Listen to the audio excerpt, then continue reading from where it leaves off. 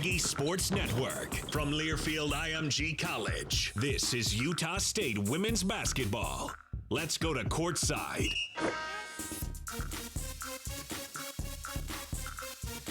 Good evening and welcome on in to the Dee Glen Smith Spectrum, where the Utah State women's basketball team is getting set to take on the Cowgirls of Wyoming. I'm Jaden Johnson courtside here at the Spectrum, where it should be a good contest in Mountain West Conference action tonight.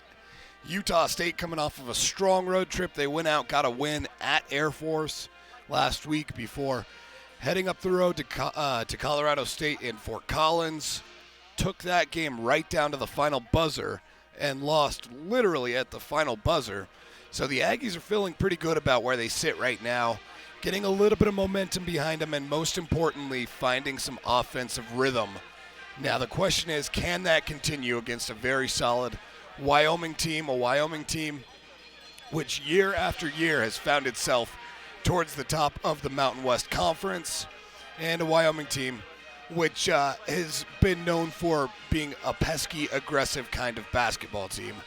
So Utah State will be really put to the test tonight, and Wyoming still trying to kind of figure out what they are this year. They come in sitting at 9-9 overall, 5-4 in Mountain West Conference play, but just 3-5 outside of Laramie. And so this, a lot of questions to be asked and a lot of questions that will be answered for both of these squads. Utah State, another question is health. The health of Steph Gorman, who is fighting an illness right now, may or may not be able to play tonight. That's obviously massive. She plays 36 minutes a game for Utah State. That's one of the highest in the nation. And she's coming off a 39-minute game against Colorado State. That's how much they like to use her. And so that's going to be a big question, whether she'll be able to go tonight. I know that I know that Wyoming is in a similar situation with the health of Carla Ariavets. From what I understand, she is not even on the trip, though, and so there's not even a question in that regard. So neither of these teams coming in 100%. Neither of these teams, at least health-wise, coming in with the full starting lineup that they would like to use. And so there's just another question to throw into the whole mix along with everything else.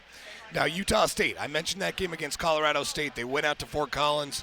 It was the end of a long road trip. They had been on the road consistently for 5 days. Made the jaunt from Colorado Springs up to Fort Collins and played, a Colorado State team that's always been tough, that year in and year out is one of the competitors in the Mountain West Conference. And the Aggies went up there and they took them right to the final buzzer. They lost 56-55, had a chance with about 9 seconds to inbound the ball and to create something. That something was a Haley Bassett jumper at the buzzer. She was, it was a long two, maybe not the best shot, but not a bad shot for them to try and win the game on. And, unfortunately for Utah State, the shot did not fall. Otherwise, we're talking about a team in Utah State that had won 2 straight conference games, and before that had taken Boise right down to the final couple of plays as well. So that kind of tells you where Utah State is right now and where they feel like they're moving. They feel like they should be solidly in the middle of the Mountain West Conference standings. You're going to hear Coach Finkbeiner talk about this exact thing here in just a moment, but he mentioned, and I thought that this was really interesting and really telling, he mentioned if you take turnovers and you just push those to the side for a moment, and he said you look at our statistics, you would expect this to be a middle-tier Mountain West team, a team that's right in the middle of the standings that might even be pushing for a day one bye in the tournament. And instead, because of turnovers, Utah State, who is averaging 19.8 turnovers per Mountain West contest, is sitting at the very bottom of the conference. They have 1 win. They still have plenty of opportunity to get out of the cellar, but games like this are going to be so important for them to be able to do that. And, turnovers are you hear about the three-pointer as the great equalizer. Well, turnovers are whatever the opposite of that is. You could have the greatest game of your season. You could come out, you could shoot 58% from the field. You could out-rebound the team significantly. But if you're going to come out and have 20-plus turnovers in a game, it's very, very, very hard to win basketball games at the Mountain West Conference level, and that's what Utah State has learned. So that's going to be, obviously, their major point of emphasis tonight. That's going to be something that I'll watch for. It's going to be something we'll keep a close eye on. And we'll see if Utah State can take care of business in that regard. And if they do, if that can carry over and cause this Utah State team to gain a little bit of confidence. All right, let's, as promised, cut to that interview I was talking about with Coach Finkbeiner. A lot of good stuff here. I like his tone, I like his demeanor, and I like what he said about where this team sits at this point of the season. It's easy to get discouraged when you look at the Mountain West Conference standings and see yourself on the bottom. They're doing a good job of not letting that happen. So here's Utah State interim head coach Ben Finkbeiner about an hour ago here at the Spectrum. Looking back a few days ago, you guys go out on the road against a pretty tough Colorado State team. I know it was the end of a long road trip, a long week for you guys, and you still, I thought, played pretty well and take them right down to the wire. What was your team able to learn from that game? Yeah, we did play well, and like you said, we had a shot at the end. We had 2 or 3 possessions that we could have taken the lead, and I think Colorado State's playing as good as anybody in the league. You know, when you look at their scores, who they've been playing, who they've beaten, who they're playing close, I think they're right there with the top 2 or 3 teams, you know, with what they're doing. And so we were happy with our play, especially on the road. I think we learned a lot about our team on this last road trip. I think that our defense is starting to come together a little bit. We're shooting the ball better.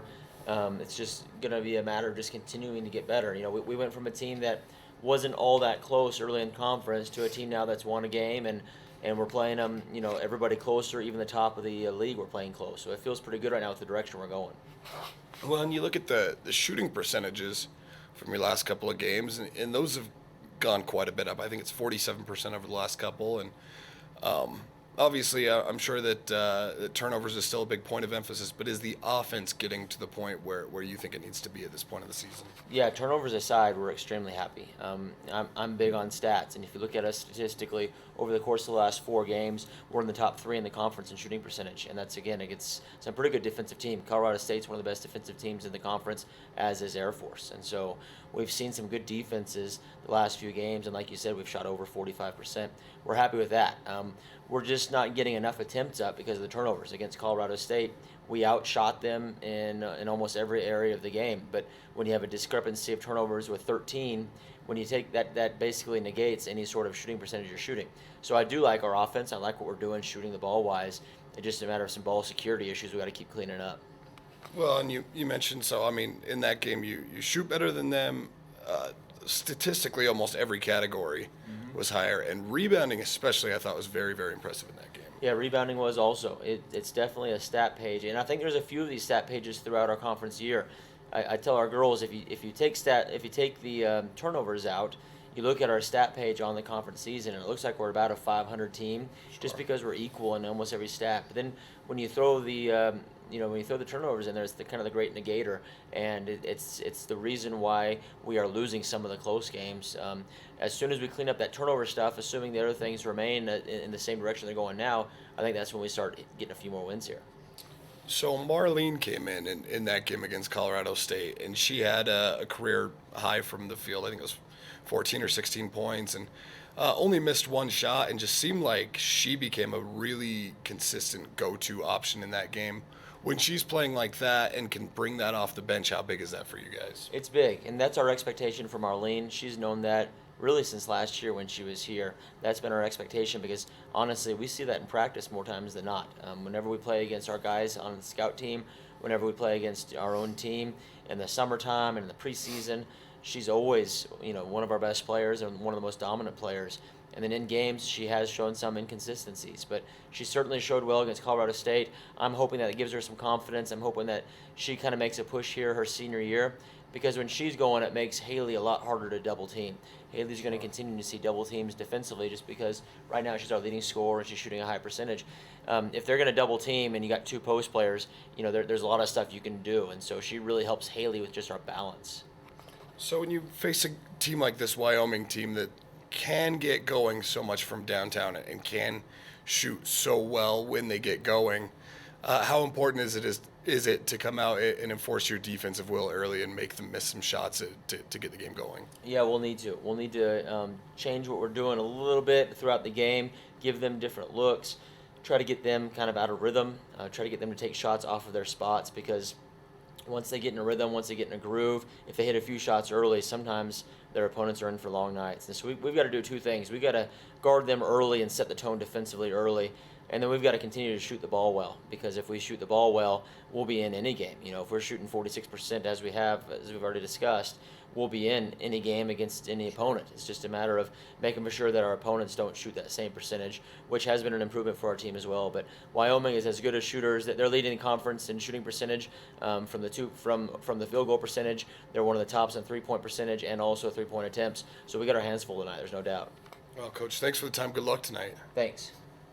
All right, that's Utah State interim head coach Ben Finkbeiner. You heard him talking about this Wyoming team and how they can get going offensively, and that it's a scary thing when that happens. Well, to put that in perspective, Wyoming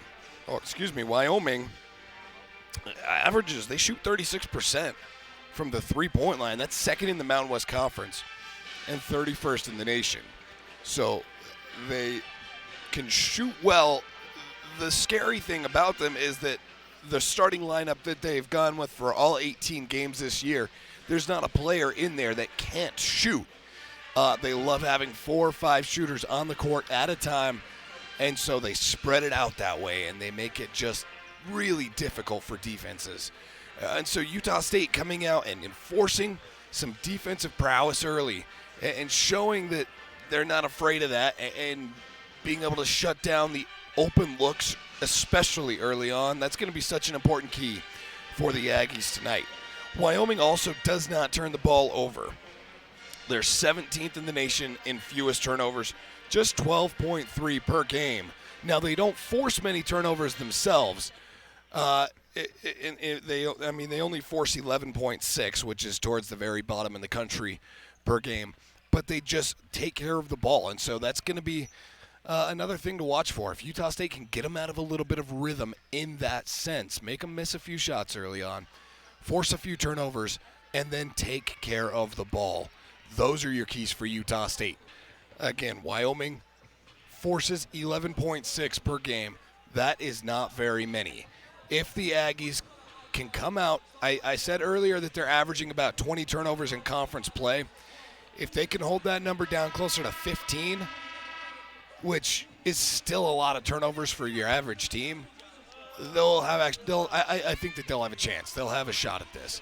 Turnovers have just been the absolute story of the season for this Utah State team, and I expect that to be no different tonight.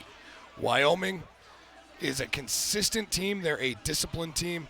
Another number that can just kind of illustrate how disciplined and fundamental this team is. 8th in the nation in fewest fouls per game. That doesn't sound like an important stat to most people that would hear that number. You'd say, okay, whatever, what does that even mean? Well, it means that defensively they have the discipline to play tight, to play aggressive, but not to foul. It's just, to me, that's a discipline number. And so you're going to have to watch out for that. They're not going to give you easy ones.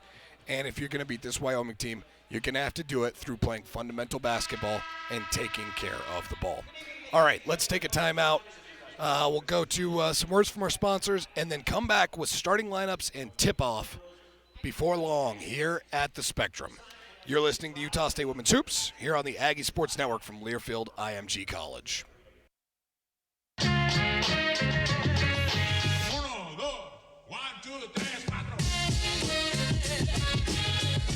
You're listening to Aggie Radio 92.3 KBLU LP Logan. Discover the alternative.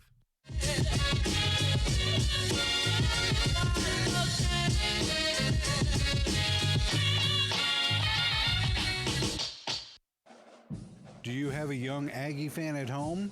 The Junior Aggie Kids Club is an exclusive club for Aggies ages 12 and under. For more information, visit utahstateaggies.com/Junior Aggies. This broadcast is brought to you by Aggie Radio 92.3 KBLU and USU Online.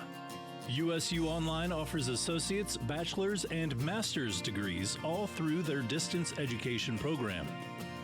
More information is available at distance.usu.edu. USU Online, distance.usu.edu. Utah State basketball is brought to you by Aggie Radio 92.3 KBLU and Zions Bank. More information about banking services available at zionsbank.com.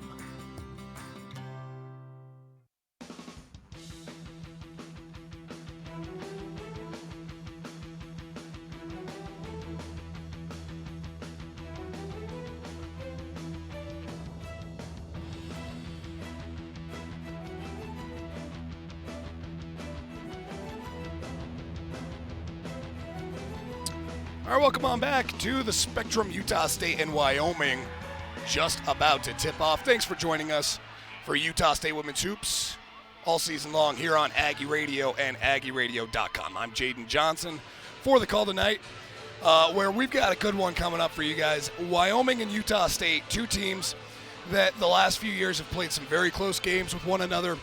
Two teams that are fighting to get a little bit of room in the Mountain West Conference standings.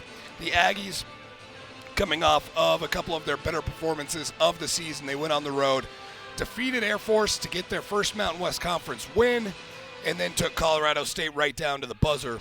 Wyoming coming in 9-9 overall, 5-4 in Mountain West Conference play. Though the Cowgirls are without one of their starters. They've used the same starting lineup for all 18 games this season. That's not the case tonight. Carla Ariavet's out. She didn't even make the trip with the Cowgirls tonight. That's their starting point guard.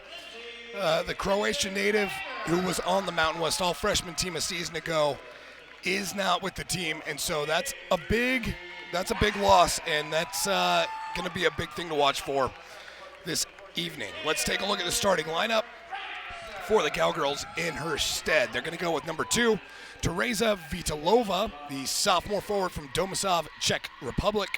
Number 4, Taylor Rusk, the senior forward from Highlands Ranch, Colorado. Number 11, Alba Sanchez Ramos, the sophomore guard from Madrid, Spain. Number 14, Quinn Weideman, the sophomore guard from Omaha, Nebraska. And making the first start of the season, it's Tommy Olson, the sophomore guard from Worland, Wyoming. Again, Wyoming had used the same starting lineup for all 18 games, so this is the first time they've taken a break from that. For Utah State, who comes in 6-14, overall 1-8 in conference play, they're going to go with the lineup of Gorman, Harris, Jensen Baker, Bassett, and Franson. So the same lineup that they've used for the past 8 games, they're sticking with it. Now, I know that Steph Gorman is not 100%. There was question whether she was going to play or not with an illness. She's out there, as you can see, in the starting lineup, and Utah State wins the opening tip-off and will have the first opportunity for points in this game. We will see how much Steph Gorman is used tonight. She averages 36 minutes a game. I have a hard time believing that she'll play that many with the sickness she's got tonight. Here's a pass down low from Franson to Bassett. Bassett will put it in and makes it look easy on the beautiful 12-foot jump shot from the baseline. Utah State on the board first. 2-0 lead for Utah State. After winning the tip-off, they took care of business on their first trip. Now can the Cowgirls do the same on theirs? Here's Taylor Rusk giving it up top to Vitalova. Now swings out to left wing for Weideman. Weideman now up top. Here's a 3, long 3, and Vitalova hits it. So that lead did not last long for the Aggies. Both teams exchanged buckets on their first trips down the court. For Wyoming, it's a 3. For Utah State, a 2. The Aggies come back down the other way as Taylor Franson has it on the left wing. Franson scanning her options before giving it out to the right wing for Emmy Harris, who comes off a screen, takes a step back, 9 on the shot clock. Harris has to hurry, comes off a screen from Bassett, stops, gives it back out. It's tipped. Bassett gathers it in. 2 on the shot clock, has to heave it. That will not even hit rim. It ricochets off the backboard.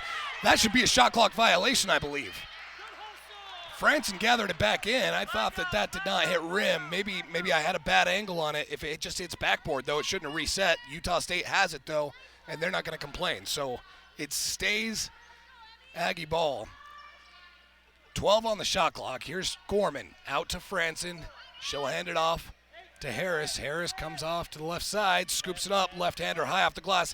That didn't hit rim, but the jump ball's called for after on the rebound. Vitalova got it. Franson came in, and that will be a jump ball, which will go to the Cowgirls. So a 3-2 start for Wyoming. They scored from outside on their last trip, and now they turn it over on this one. Vitalova was in the post waiting for it. The pass was just a little too high for her.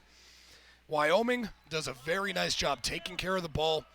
They're 17th in the nation in fewest turnovers, just 12.3 per game. So for Utah State to force that one there, now they need to take advantage of it. Here's the pass down to Bassett. Bassett in the post gives it out to Franson, who will float it out to the left side for Gorman. Gorman off a screen from Franson, uses it before giving it to Harris. Harris dishes out to Jensen Baker, who floats it in the paint and gets it to fall. Jensen Baker coming off one of her tougher games of the season, had 3 points, but 6 turnovers against Colorado State. So to see her get going early on is a good sign. Utah State up 4-3. 7.5 minutes left in the first quarter. Top of the arc. Here's a 3 for Wyoming.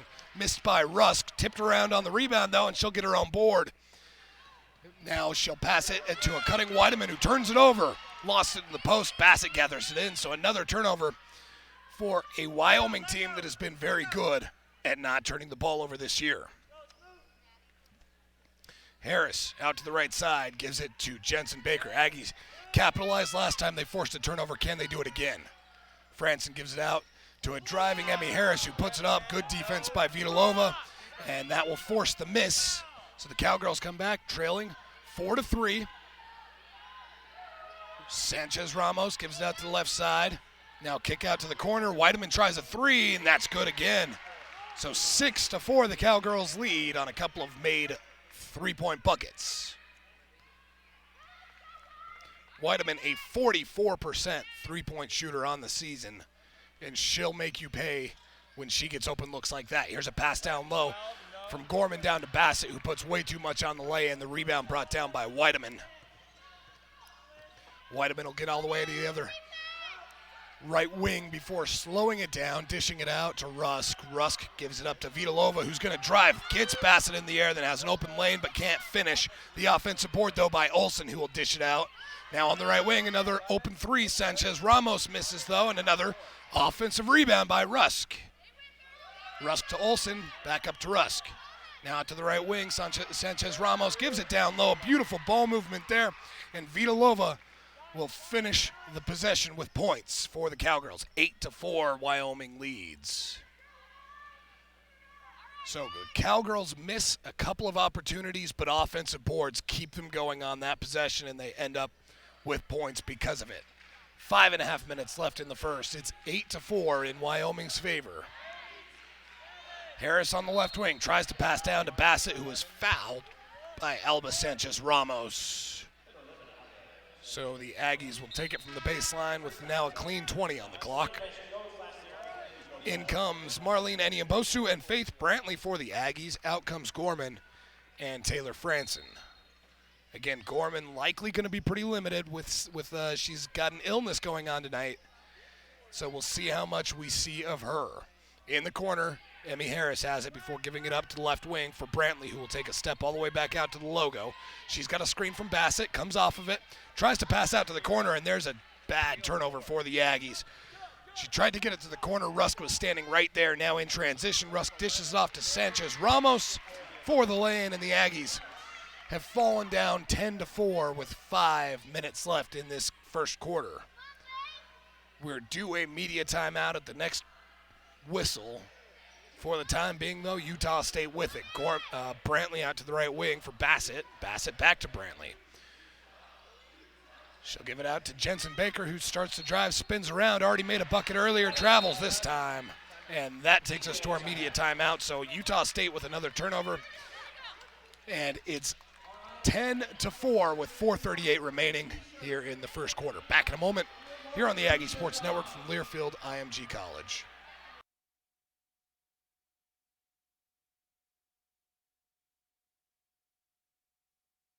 1979, Larry H. Miller opened his first dealership in Utah. Though for years he'd worked in other places, he chose to open here because he loved this state. He valued what Utah's people value: integrity, hard work, and the desire to enrich the lives of others. And today, those values continue to drive us forward in business, in our communities, in life. The Larry H. Miller family of dealerships, driven by a love for Utah, driven by you.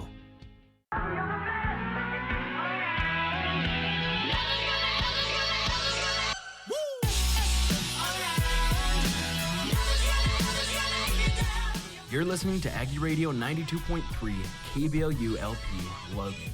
Keep it locked, keep it local.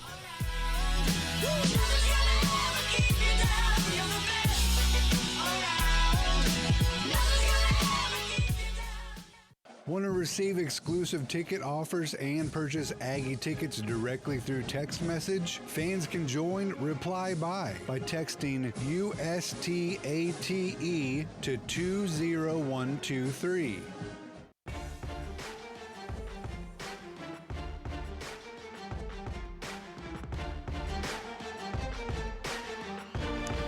Midway through the first quarter here at the Spectrum, Utah State trails Wyoming 10-4. 4:38 left in the first quarter. Aggies off to a 2 of 6 start from the field with a couple of turnovers. Wyoming 4 of 7 from the field with a couple of turnovers, and a near turnover avoided there by the Cowgirls. Aggies show some pressure in the backcourt for the first time of the evening, but it goes out last touched by Utah State. So the Cowgirls now inbound again. This time they go into Whiteman, who is fouled in the backcourt. Aggies playing very aggressive defense, trying to mix some things up, see what they can make happen. Here's the number to look at early on in this game. 6 rebounds to 0 for Wyoming. Aggies have not brought down a board yet this evening, after a great outing against Colorado State, where they dominated the rebounding game a few days back. So now the Cowgirls have it at the free throw line. It's Rusk giving it out to the left wing. She'll find Olsen. Olsen has Harris guarding her, who got a hand on it, but now Sanchez Ramos has it, gives it down into the post, working her way around. Nice offensive possession there by the Cowgirls, finished off by Teresa Vitalova with the lay-in. It's 12-4 in favor of the visiting team. 9-0 run for Wyoming. Aggies need some points here. Haven't scored a single point in about 4 minutes of play, and that snaps the skid with a lay-in by Marlene Eniambosu, who's coming off of a career-high 16 points against Colorado State. Only missed one shot in that game. The answer is missed on the other end by Sanchez Ramos. So Utah State trailing 12-6 with possession of the ball. Here's a long shot, but it's good by Haley Bassett. She just looks the defender in the eye and says, I know I can make this shot, and does. So Utah State answers with a little 4-0 run. They trail by 4 here in the first quarter. 3:10 left to play. Here's Olsen. Olsen, who made her first start of the season this evening in place of Carla Ariavets. Now a pass down low to Vitalova. She catches it, puts it up and in, and she is off to a very nice start to this game. Teresa Vitalova with 9 points and a rebound in 7 minutes of play. Vitalova has been one of the absolute breakout stars of the Mountain West Conference this year. Here's Marlene Eniambosu. She got it, worked the baseline, and draws a foul on Vitalova. So that is Vitalova's first. No real foul trouble there. But it looks like she is going to be one of 3 Cowgirls checking out now as they make a substitution here, sending Marlene Eniambosu to the line. Eniambosu, a 78% shooter on the season. She's already got a couple of points already tonight and makes it 3 as she makes the first one. Again, Annie Mbosu coming off a game against Colorado State. She was 7 of 8 from the field for 16 points. Also had 8 rebounds. To have that kind of production off the bench was massive for Utah State. She hits the second and then checks out as Laura Dalton comes in. So Utah State, again, within 4. It's 14-10 with 2.5 minutes left in this first quarter. Bradshaw passed it out to the right wing, and it was poked loose momentarily as Olsen lost it, but then gathered it back in. Nice defense there by Brantley. Now on the left side, here's Kopinch. Gets down, spins around, and what a nice move. This Wyoming team is showing some post poise early on in this one. They are 7 of 11 from the field. And out-rebounded the Aggies again 6-1. Getting down to the post, it's Steph Gorman who draws a foul on Olsen. So that is the team foul number 3 for Wyoming, and that's the first for Olsen. That will send Steph Gorman to the free throw line for a couple of shots. Gorman's first in and out. So that was her first shot from anywhere on the court so far this evening. She makes the second. Gorman, who was Utah State's second leading scorer right now at 11.8 points per game. Inbound tipped, and Utah State will come up with a backcourt steal. Brantley tips it. Jensen Baker's there to catch it and lay it in. So the full court press pays off for Utah State, who is now back within 3, 16-13. They saw that Wyoming took some of the starters off the court. They might be a little more prone to turnovers, and they take advantage of it there. So here's Bradshaw. Bradshaw gives it out. Here's Rusk taking a step back, slowing it down, dishing it out to Kopinch. Now out to the right wing. A pass down low is knocked out of bounds by Laura Dalton. It stays Cowgirl ball, but because of that defensive effort, they only have 4 on the shot clock to get something off. They'll inbound from right underneath the basket, as it looks like it's going to be Weideman inbounding. She goes into the corner. Bradshaw gets it, gathers it in, works the baseline, and scores at the buzzer, drawing the foul. What a play there by McKinley Bradshaw to earn the and one in what looked like a tough situation to get points, period. They had 4 seconds to make anything happen, and Utah State not only gives them the lane to the basket, but also gives them the foul. And so now McKinley Bradshaw, the freshman from Lyman, Wyoming, steps up to try and put the Cowgirls up by 6. It's 18-13, make it 19 as she hits. 79% free throw shooter, who was the Gatorade Wyoming Player of the Year as a junior in high school. So that's a big swing there as the Cowgirls take a 6-point advantage. 107 in the corner. Pass out to the corner as Brantley passes up a shot, instead works the ball around, and it's going to be a driving shot for Gorman, who misses high off the glass before losing it out of bounds. So now under a minute in the quarter, Wyoming gathers it back in and would love to extend their lead here before the first quarter break. They lead 19-13. Bradshaw, who just hit the and one on the last possession, gives that to left wing for Kopinch. The Turkish native gives it out now to Rusk. Rusk holding on to the ball before starting a drive. Puts up a floater, tough shot. Rebound tipped back to Gorman by Bassett, and Utah State comes up with a rare board in this game. Now on the other side, here's a foul. Lindsey Jensen Baker going to the free throw line on the foul from Quinn Weideman. So the Aggies are being out-rebounded 7-2, but trail by 6 with 2 free throws on the way. It's going to be Lindsey Jensen Baker, who from the stripe this season is 74%. Now, Jensen Baker started the season phenomenally. Started with 12 straight 10-plus point games. Now, as of late, she's somewhat stopped shooting the ball as much. Whether that's other players getting involved and taking some of those looks, whether it's a change in offensive philosophy, she hasn't shot nearly as much as of late. She goes 1 of 2 on that trip to the line. And Utah State trails by 5 with 28.3 on the game clock. Shot clock has been turned off.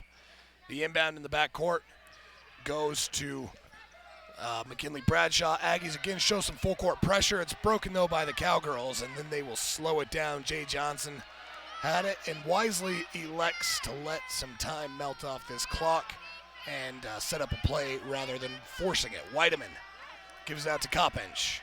Now out to the left wing. Johnson again has it. She'll give it back to Weideman, who'll float it up from 15. That's no good. The rebound by Brantley, and a heave at the buzzer that won't count, even if it goes, and it doesn't. Utah State heads into the quarter, trailing by 5, 19-14 here at the Spectrum. Back in a moment here on the Aggie Sports Network from Learfield IMG College.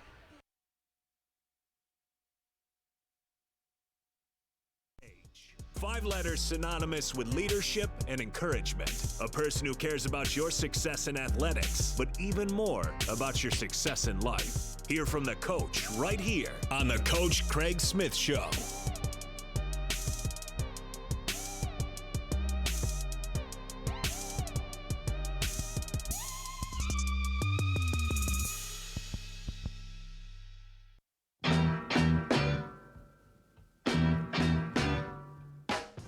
.3 KBLU LP, Logan, Utah. Keep it locked on Aggie Radio.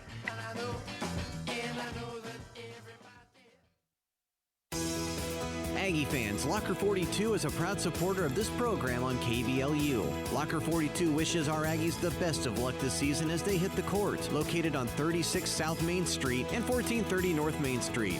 Go Aggies!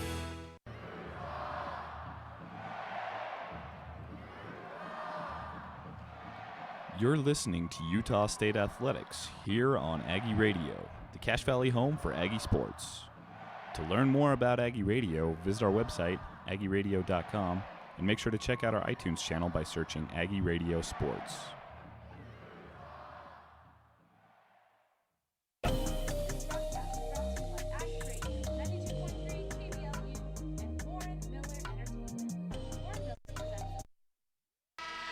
All right, 19-14, Utah State trails as we head into the second quarter here at the Spectrum. The Utah State came out, had some turnover trouble early. They've actually taken care of the ball reasonably well over the last 5 or so minutes and are trying to claw their way back into this thing. Aggies shooting 50%, Cowgirls 57% 1 quarter in. So both teams offensively looking okay. Here's Lindsey Jensen-Baker spinning around, a tough shot there as she gets to the basket and lays it in. Must have been dizzy by the time she finished that spin move, and Utah State now trails by just 3, 19-16. Cowgirls with their first look of this second quarter, and they dump it down low. Now a pass out to Vitalova. Vitalova, long two, no good. And the rebound by Jensen-Baker, but the steal as they take it right back and get the lay-in. Olsen was there to take it right back. And then they make Utah State pay by finishing it off at the rim. It's Sanchez Ramos with the lay-in. Makes it 21-16. So that just goes to show you fall asleep momentarily and things can change in a hurry. Gorman out to the right wing for Jensen-Baker. Jensen-Baker has 7 points to lead all Aggie scores this evening. She'll turn around, take a step out of a trap, misses the offensive board, and the putback is missed on the lay-in by Harris, and then a foul on the board will go against Wyoming's Quinn Weideman. So the Aggies got a break there with the offensive board, couldn't finish, and now they might have got another one with the foul. Can they take advantage of it? 20 put back on the shot clock. Aggies trail by 5. It's going to be Kamalu Kamankaviv-Ole, the freshman, inbounding right in front of the Wyoming bench. She inbounds to Brantley. Brantley out to the right wing for Gorman. Gorman back to Kamankaviv-Ole. Now 10 on the shot clock for Utah State. Here's Brantley again. Back to Gorman. 6 on the shot clock. Aggies having a hard time getting it inside. Gorman gets to the free throw line, floats one up, airballs it. It's probably tipped. It doesn't really matter. It's going to be a shot clock violation, and the Cowgirls will get it back. So that was not the possession Utah State was looking for. They had 3 opportunities, couldn't connect on any of them. And now the Cowgirls looking to extend what is a 5-point lead. Rusk out to the right wing, finds Olsen. Olsen down low, a beautiful pass, finds Bradshaw. Bradshaw draws a double and then loses it as Taylor Franson comes up with a steal. So the Aggies doing a nice job starting to slow down the post game of Wyoming. That's where they feasted in the first quarter. Brantley hurries down the other end of the court, then slows it down by dishing it out to Steph Gorman. Here's Kamalu Kamakaviva Ole giving it out to Bassett. Bassett along two, missed, and the rebound by Olsen. Watch how Wyoming boxes out on every possession. It's impressive. Driving the baseline, Bradshaw gives it out to the right wing, wide open for three as Olsen, she can't hit, but the offensive board by Sanchez Ramos, who then double dribbles. So Utah State will get it back after all that. Wyoming's rebounding, though, has been beyond impressive, and as has their hustle. So 21-16, the Cowgirls lead. 7.5 minutes to play here in the second quarter. Jensen Baker on the left wing gives it down to the post to Annie Mbosu. Annie Mbosu nearly has it stripped loose and does. Olsen came in out of nowhere trying to force it loose. Got the ball bobbling in the air and then it was lost out. Last touch, they say, by Annie Mbosu. So that's an excellent defensive possession to force Utah State's third turnover of the game. Aggies have actually done a reasonably well job taking care of the ball, which has been such a huge key that we talked about in the pregame show. Sanchez Ramos gives it out to the right wing. Now up top, Sanchez Ramos tries the three. That's no good. But the offensive rebound by Olsen. Right place, right time. She'll then give it off. A missed shot by Bradshaw, and now Utah State finally comes away with it as Lindsey Jensen Baker chases the rebound long, tries to go coast to coast, but then has it taken away. Alba Sanchez Ramos with the quick hands, and Utah State, every time it seems like they're getting a break, has been unable to take care of it and take advantage, and they still trail by 5. Pass out to the right wing, wide open for three is Bradshaw, but she misses long, and the rebound goes to Kamakaviva Ole. Aggie's going to try and go quickly. Brantley goes right at it, misses though on the lay-in, and the rebound by Sanchez Ramos. It's more pace than we've seen Utah State give. Down on the other end, pace is answered with pace by Wyoming. Taylor Rusk goes right at it and is successful. That will trigger a Utah State timeout. Coach Finkbeiner not liking what he's seeing as his team now trails by 7, 23-16 with 5:58 left to play in this quarter. We'll take a break with them and come back in a moment here on the Aggie Sports Network from Learfield IMG College. Aggie basketball is brought to you by 92.3 KBLU and the Utah Toyota dealers. The new line of Toyota Corollas, Camrys, and Tacomas are available at Toyota dealership locations throughout the state of Utah or at toyota.com. When fans talk about their team, they're always real about it. Really happy after a win, really bummed after a loss, and really excited about the next big game. Let us help make it real for you right here on the Aggie Sports Network.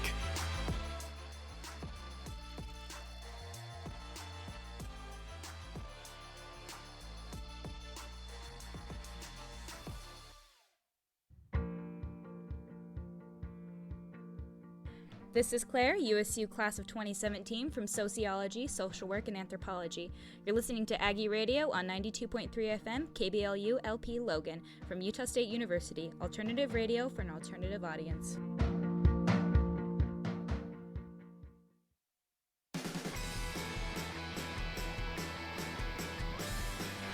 .558 left in the second quarter here at the Spectrum. Utah State trailing Wyoming 23-16. You know, Utah State hasn't played terrible basketball in many regards. They've shot reasonably well. They've, I thought, done a pretty good job taking care of the ball compared to recent games. But Aggies are being out-rebounded 13-8, and Wyoming is just taking advantage of every opportunity they've been given. And that's why the 23-16 advantage for the Cowgirls. Utah State does have the ball as we come out of the Utah State timeout. 5:45 till halftime. Brantley tries to pass down low, gets it to Annie Mbosu. Way too much on the land, but the offensive board is there for Taylor Franson. Franson gives it to a cutting Jensen Baker. A whistle blows before that happens. What is the call? The officials blow the whistle and then gather to talk about what it was. It must have been a shot clock issue. I don't know. So they're going to head over to the board, but that really hurts Utah State because the Aggies got the offensive board and we're in a really good spot to get a putback before that whistle blew. So I don't know if it's a shot clock issue or what, but the officials have headed over to the table to take a look, completely breaking up play. And I will await their decision. Right now it shows that there are 5 seconds on the shot clock. And it's 23-16 in Utah State's favor. I'm sorry, in Wyoming's favor. A very impressive Wyoming contingency here at the Spectrum. There's, at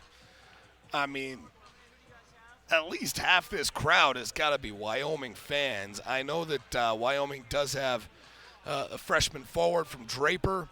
That's Jaden Villafanua, who played at Corner Canyon High School. I imagine a lot of the fans we're seeing here are family of hers, and of course I do see some signs in support of her. But a very impressive Wyoming showing here in Logan. And they've made their voices heard. It sounds, just as much as a Wyoming crowd as it does a Utah State crowd so far in this one. The officials have, it appears, made some sort of a decision. It was a shot clock thing, so they go from 5 seconds to 17. I don't know how a discrepancy that big happens, but Utah State will have the ball again. I do think that was a disadvantage to Utah State, though, because of the momentum that they had on the rebound. So the inbound goes to Annie Mbosu, who will come up and under, misses on the land, and so that possession comes up empty. And I'm sure the Utah State coaches are not happy about what happened in that situation. So 5:18 left in this quarter. Here's a shot missed by Vitalova. Cowgirls still holding on to that 23-16 advantage. Aggie's going to push it quickly. Kamakaviva-Ole pumps before handing it off and then slowing it down with Marlene Annie Mbosu in control. She'll give it out to Harris. Harris now out to the right wing for Kamakaviva-Ole. 13 on the shot clock. She'll pass out to the right wing. Here's Jensen Baker now going down low to Bassett. Bassett turns around, has her pocket picked. Again, Tommy Olson comes in out of nowhere and just takes it away in Utah State with turnover number 5 of this game. Aggies have missed 7 straight shots and haven't scored a point in over 5 minutes of action. Left wing 3, missed by Sanchez Ramos, but the offensive board keeping it alive. Johnson, a nice job there, gives it out to Rusk. Left corner, whistle blows, and there's a foul on the floor, preventing a wide open 3 from Ramos. This is on Taylor Rusk, so Utah State will mercifully get it back. They have really fallen apart a bit, though, as of late. Again, no points in 5.5 minutes for Utah State. They still trail, though, by just 7. Sorry, make it 8. 4:10 left to play in the quarter. Here's Emmy Harris. Harris starts a drive, goes up, has the double team, goes at it anyway, and misses on the lay-in. The rebound by Vitalova. Utah State clearly trying to avoid too many minutes from Steph Gorman. She has barely seen the court here in the first half, and that's making a big difference as well. Here's a foul on Kamakaviva-Ole. She got the arm of Johnson on the floor. That's her first foul, and that is Utah State's first foul as well of the quarter. So both offenses have really fallen apart. Wyoming has only made 1 of their last 7 from the field. They've had a lot more opportunities, though, thanks to offensive rebounds. 7 offensive boards for the Cowgirls thus far. Here's a pass down to Vitalova. Vitalova, nice little post move and makes it look easy. My goodness, she has been good tonight. 11 points, 5 of 8 from the field for the sophomore. Her numbers have jumped from under 5 points and 2 rebounds per game to 14 and 6 this season. Here's a turnaround shot from Taylor Franson to finally break the Utah State scoring skid of 6 minutes and make it a 25-18 game. That was the first shot that Utah State has made of their last 9. Johnson out to the right wing. Here's Olsen. Olsen now out to the left side. Starting a drive, stopping and popping.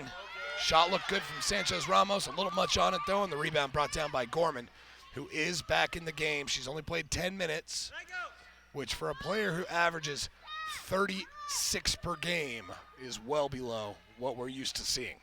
Polanski, a nice little crossover, frees her up for some space before giving it out.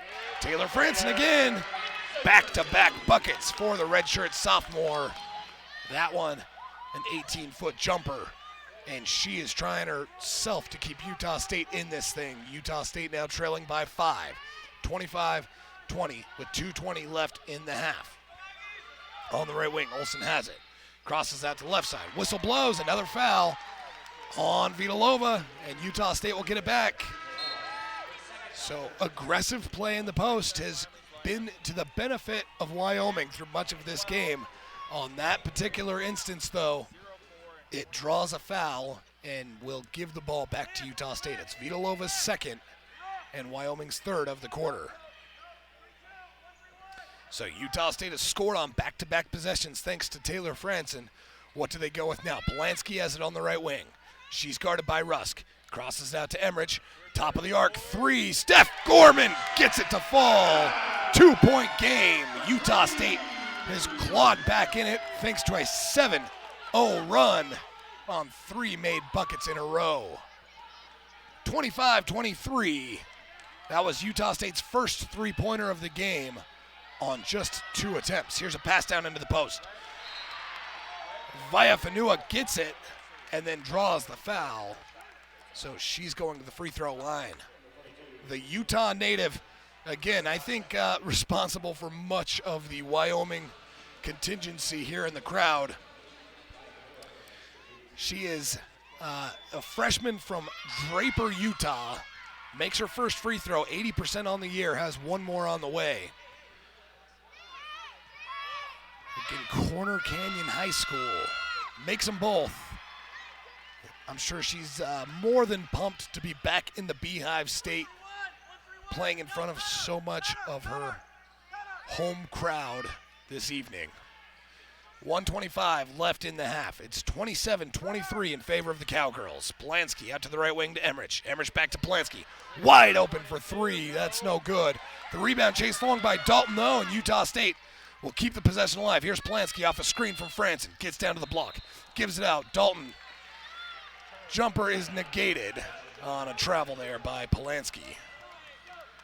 So before the pass off, took an extra step, and that will be Utah State's 6th turnover of the game, I should say. A very strange lineup for Utah State on the court right now. Not one that we've seen very much of this season. Pass down into the post is lost, but then goes out off of Emmerich, they say. So it was a pass that got there. It was tipped loose and out of bounds. So now 16 on the shot clock. Cowgirls have it. Under a minute left in the quarter. Good ball movement. Bradshaw gives it up to Koppench. Now out to the right wing. Olsen starts a drive. Stops on the baseline. Taken away. Tried to pass it out. Polanski's there for the interception. 27-23. Aggies trail. 35 seconds left till halftime. We've got about 10 seconds, 11 seconds between shot and game clock, and there's just a miscommunication. Polanski was setting a screen. Gorman passes it to her, and it just goes right behind her. Nothing other to it than a miscommunication. That creates a 3-point play on the other side as Rusk hits from outside. So that's a big swing there from potential points to a given up 3-pointer on the other side. 7-point game, 6 on the game clock. Emmerich up to Dalton. Dalton, a long 2-foot on the line, misses. Offensive board by Franson, turns around, fires at the buzzer, but it's short. And that's how the first half comes to a close. Aggies got the score down within 3, but then fell apart a little bit in the last minute or so of that quarter. And it's a 7-point advantage for Wyoming. as we head to the half. Cowgirls came out and shot 46% in the first half. Out-rebounded Utah State 16-13 and forced 7 Utah State turnovers while turning it over 8 times on their own. Vitalova led all scorers in the game, 11 points for the sophomore. And for Utah State, it was Lindsey Jensen-Baker with 7 points to lead all Aggies. Let's take a timeout, and we'll come back here at halftime here on Aggie Radio 92.3 FM and AggieRadio.com with some more stats. And we'll take a look around the Mountain West Conference, see what else is going on in the league this evening. You are listening to Utah State Women's Hoops here on the Aggie Sports Network from Learfield IMG College, where the halftime score is 30-23 in favor of Wyoming. Back in a moment here on Aggie Radio and AggieRadio.com. Calling all former USU athletes. The Utah State A Club offers an exclusive organization for Aggie athletics alums. For more information, visit utahstateaggies.com/A Club. This is Brad Bailey, USU class of 2001. You are listening to Aggie Radio on 92.3 KBLU-LP, Logan, Utah. And they're going to cut down the nets in Las Vegas. Imagine a world with no basketball. No! God, please, no! No! No! Yeah, no thanks. Basketball lives here on the Aggie Sports Network.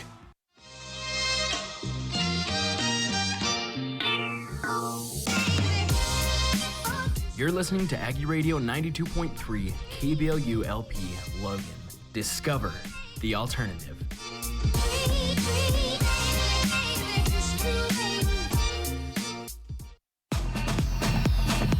You're listening into 92.3 KBLU LP Logan.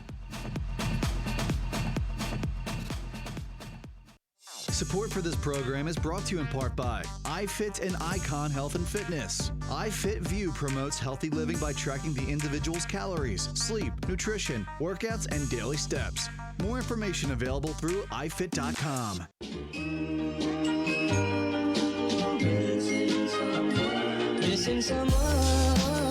You're listening to Aggie Radio 92.3 KBLU LP Logan.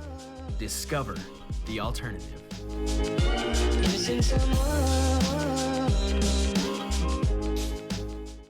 Imagine a world with no basketball. Hey, do you want to marathon the Lifetime Network today? Oh yeah, there's a new show. It's called How to Dress Up Kitty. Yeah, no thanks. Basketball lives here on the Aggie Sports Network. Aggie Radio on 92.3 KBLU LP Logan, Utah State University.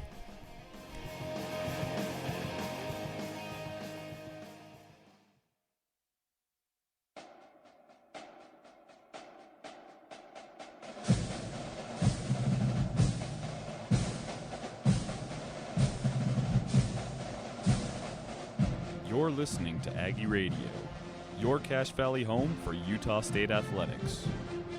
To learn more about Aggie Radio or to get involved, visit our website, AggieRadio.com. And make sure to follow us on Instagram and Twitter at Aggie Radio for sports, news, and music updates. Your neighborhood Smith's is proud to support the local community. That's why with Smith's Inspiring Donations program, customers can link their rewards card to benefit the nonprofit organization of their choice all throughout the area. So every purchase they make supports their favorite nonprofit every time they shop, which helps people right here in Utah. It's an easy way to make a real difference and give back to the community. Because at Smith's, we're not just your neighborhood grocer, we're also your neighbors. Low prices, market fresh at Smith's. In 1979, Larry H. Miller opened his first dealership in Utah. Though for years he'd worked in other places, he chose to open here because he loved this state. He valued what Utah's people value: integrity, hard work, and the desire to enrich the lives of others. And today, those values continue to drive us forward in business, in our communities, in life. The Larry H. Miller family of dealerships, driven by a love for Utah, driven by you.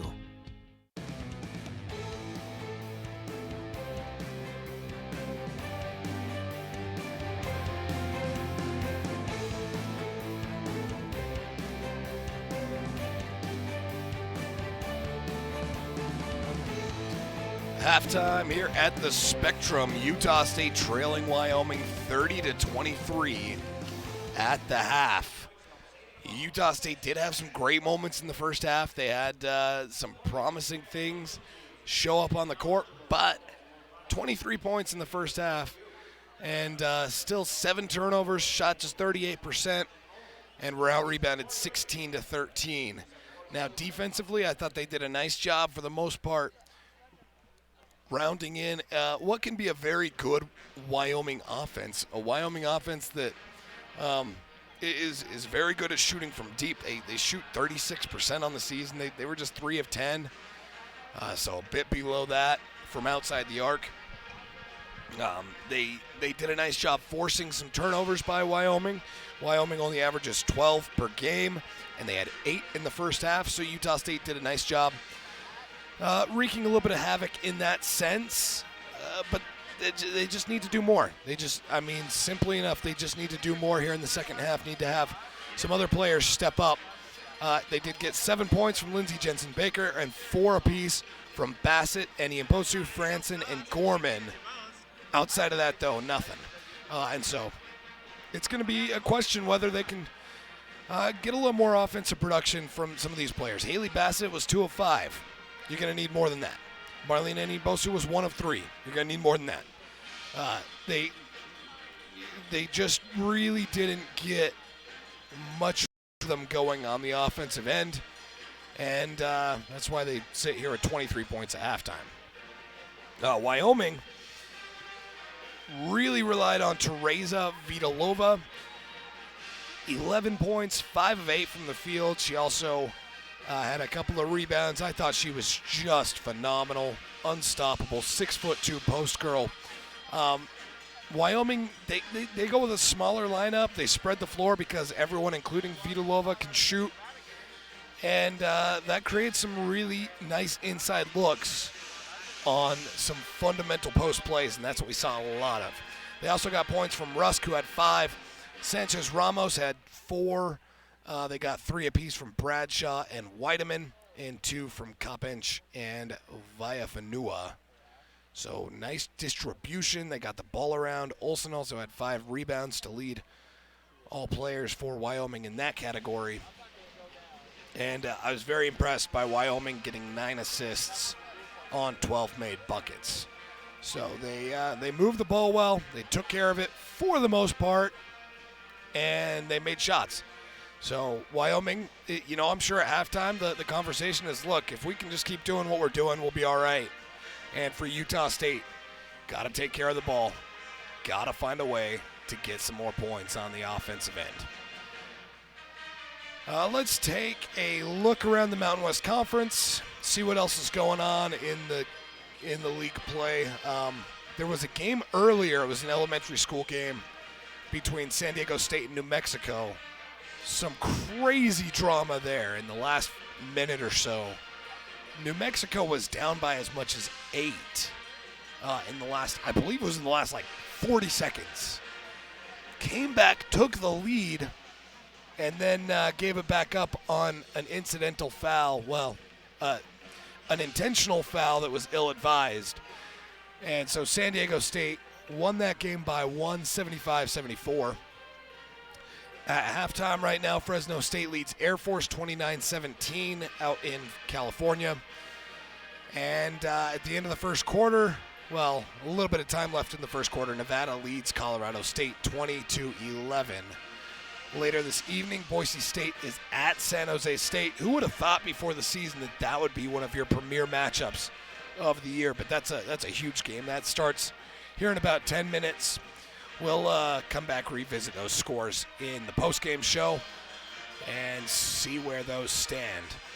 But again, here at halftime, it's 30-23 in favor of Wyoming. Aggies were outscored 19-14 in the first, 11-9 in the second, and now they got some work to do after falling asleep for the last minute or so of the first half and allowing what was a 3-point lead to expand right back to a 7-point lead for the Cowgirls. All right, we'll take one more break, then come back here in the second half here at the Spectrum. Again, halftime score 30-23. Wyoming out front. You're listening to Utah State Women's Hoops on the Aggie Sports Network from Learfield IMG College. Starts with the action on the court, moves to the crowd, is described by the broadcasters and transmitted to you wherever you are. The energy, passion, and excitement will make you shout out loud even if no one else is around. Go ahead. It starts right here on the Aggie Sports Network from Learfield IMG College.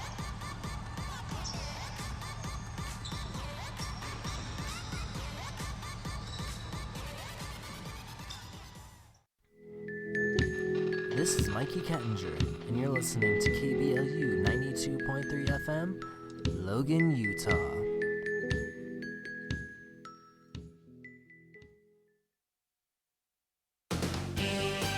Aggie basketball on KBLU is supported by Ford. Ford dealerships are located throughout the state of Utah, from Logan to St. George, and a full section of vehicles is available on Ford.com.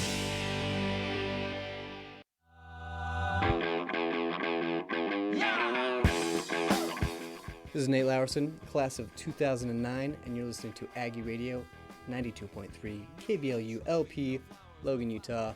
Go Aggies. Something he cannot define. Bowel shaking earthquakes of doubt and remorse assail him, impale him with monster truck force. Sports Academy and Racket Club is a proud sponsor of Aggie basketball on 92.3 KBLU. Sports Academy has classes for swimming, tumbling and trampoline, group fitness, and tennis for kids and adults. More information at sportsacademy.com. This is Mikey Kettinger, and you're listening to KBLU 92.3 FM, Logan, Utah.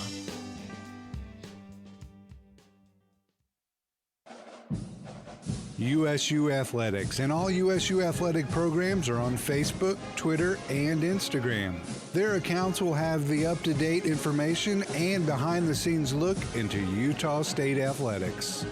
1, 2, 3, You're listening to Aggie Radio 92.3 KBLU LP Logan. Discover the alternative.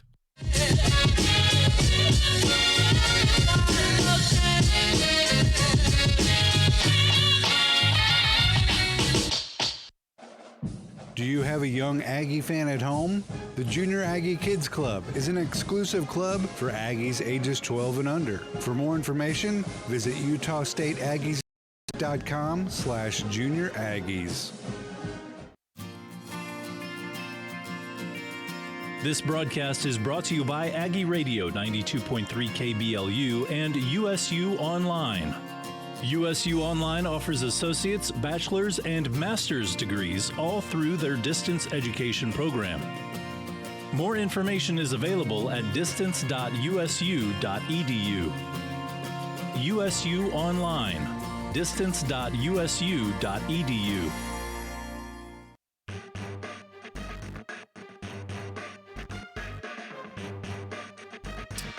Halftime here at the Spectrum. Utah State trailing 30-23 to the Wyoming Cowgirls. Wyoming came out and got the lead early on and held on to it for 18 minutes of the first half, and really did a nice job just staying out front, responding to any adversity that came their way. Utah State did go on a couple nice little runs. They did a nice job sticking around, but Wyoming kept the foot on the pedal, didn't let that lead get taken away from them.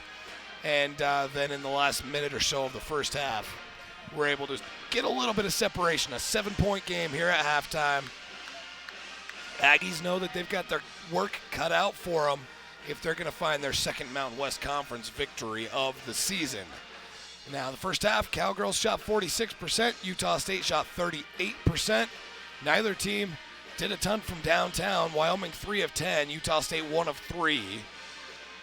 8 turnovers for Wyoming, 7 for Utah State, and 16 rebounds to 13 in Wyoming's favor. So for Utah State, I'm sure the big keys here coming into the second half are going to be to slow down Teresa Vidalova, who had 11 of the 30 points for Wyoming, who just really was pretty much unstoppable on the post. To slow her down and then find other players to get involved in offense, because right now Utah State got 7 points from Lindsey Jensen-Baker, but from their other top scorers, Marlene Aniabosu, Steph Gorman, Haley Bassett, they got just 4 points apiece from that trio. So that will be a big key here in the second half.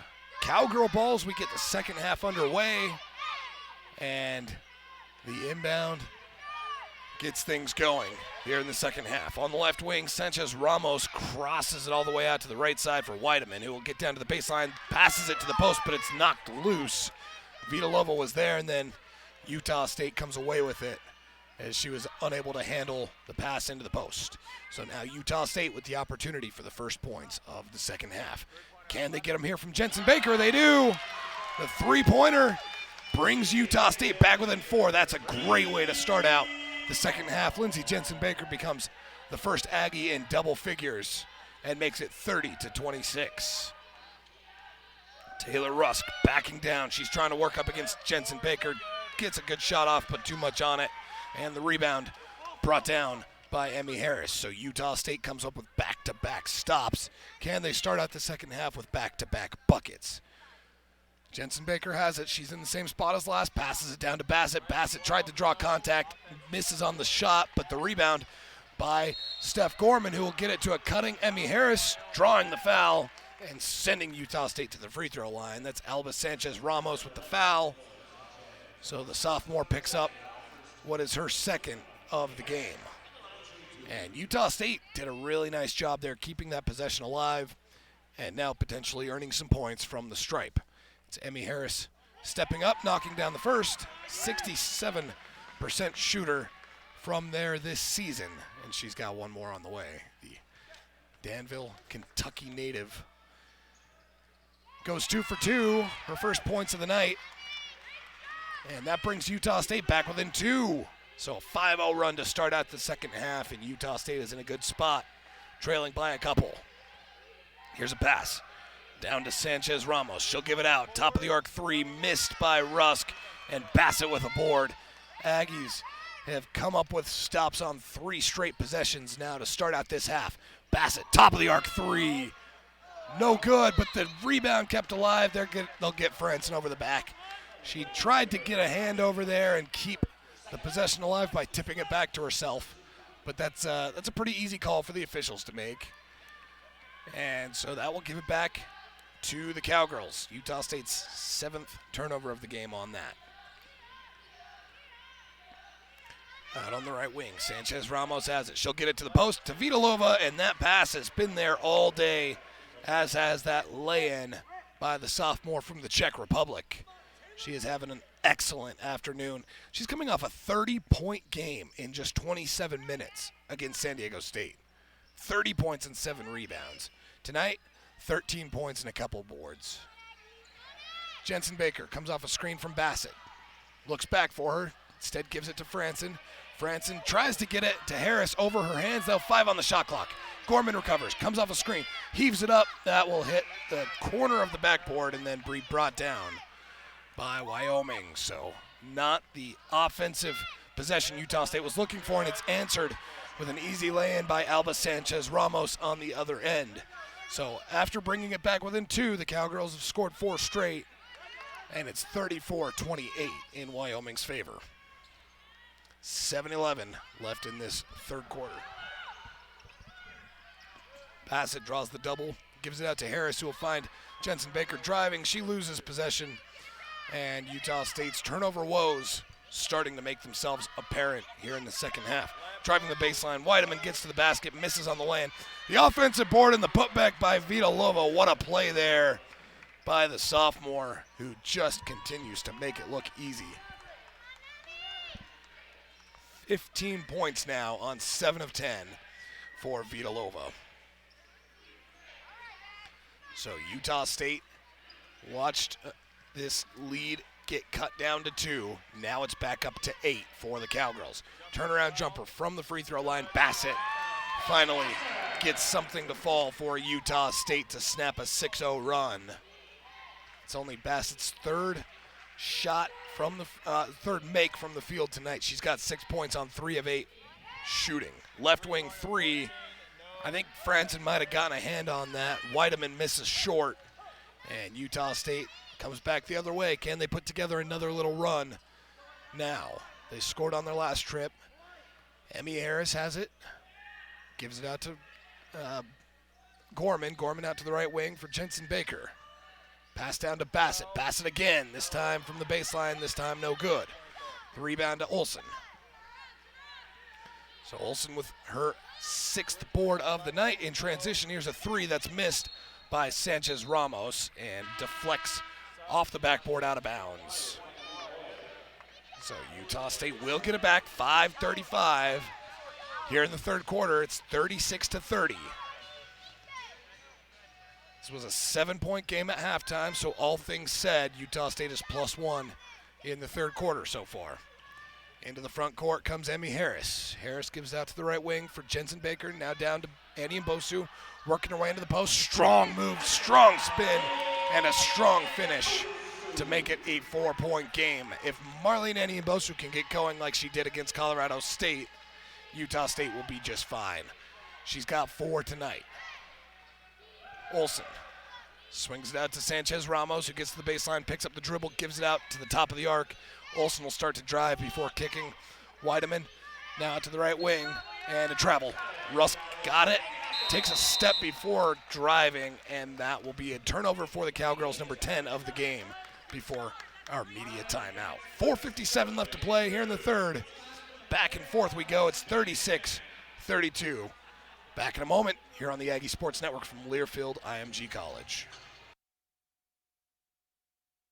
Aggie basketball is brought to you by 92.3 KBLU and the Utah Toyota dealers. The new line of Toyota Corollas, Camrys, and Tacomas are available at Toyota dealership locations throughout the state of Utah or at toyota.com. When fans talk about their team, they're always real about it.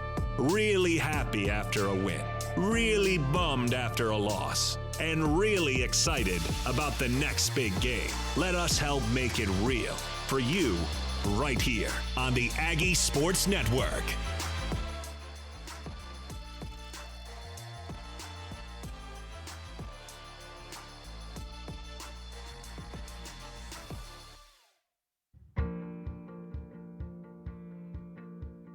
This is Claire, USU Class of 2017 from Sociology, Social Work, and Anthropology.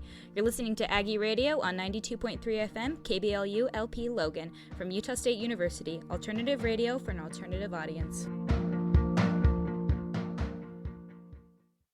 This broadcast is brought to you by Aggie Radio 92.3 KBLU and Bryant Heating and Cooling. Bryant Heating and Cooling offers a variety of services, including heating and air conditioning installation, maintenance, and repair. More information is available at utahbryant.com.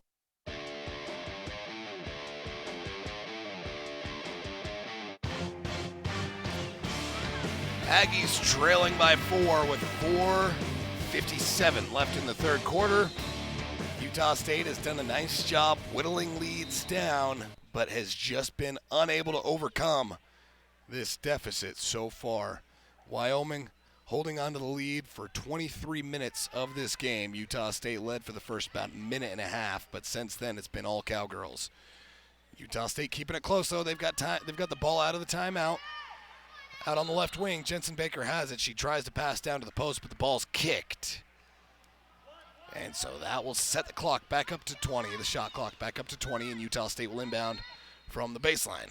Kamakaviva Ole goes to Annie Mbosu. Annie Mbosu, a strong move. What a spin, but misses on the lay-in. Now fights for her own board, rips down a ball, and a jump ball called for will stay Utah State possession. Marlene Annie Mbosu starting to show some serious aggression. Coach Finkbeiner said before the game that they expect this from her. They see a lot from her in practice, and they expect what she did against Colorado State every game. Here she backs in, tries to go up, gets in the air, and then tries to pass out of it. A whistle blows, though. They're going to call a foul on Weideman. I'm sorry, it looks like on Olsen rather than Weideman, and Utah State will get it again from the baseline. So that is team foul number 2 for the Cowgirls. The inbound goes to Annie Mbosu, passes it nearly taken away by Vitalova, and then Utah State will slow it down. Emmy Harris goes way back out to the logo, comes off a screen from Annie Mbosu, 7 on the shot clock. Here's Bassett. Bassett, 15-footer, no good. And the rebound to Rusk. So the Aggies, a couple of good opportunities there, unable to take advantage though, and they still trail by 4. In transition, wide open 3, Rusk. She doesn't miss those often when she's open, but does on that occasion.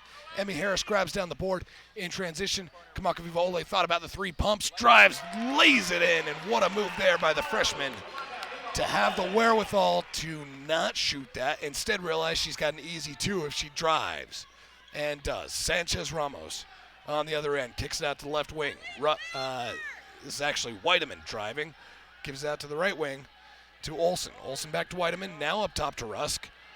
12 on the shot clock. She gets to the baseline, draws a little bit of pressure, gives it out wide open. Here's a missed 3 by Olsen, and the rebound brought down by Lindsey Jensen-Baker. Aggies are just letting them shoot. Wyoming hasn't been able to take advantage. 2-point game with 3:18 left in the third. 36-34 Cowgirls lead.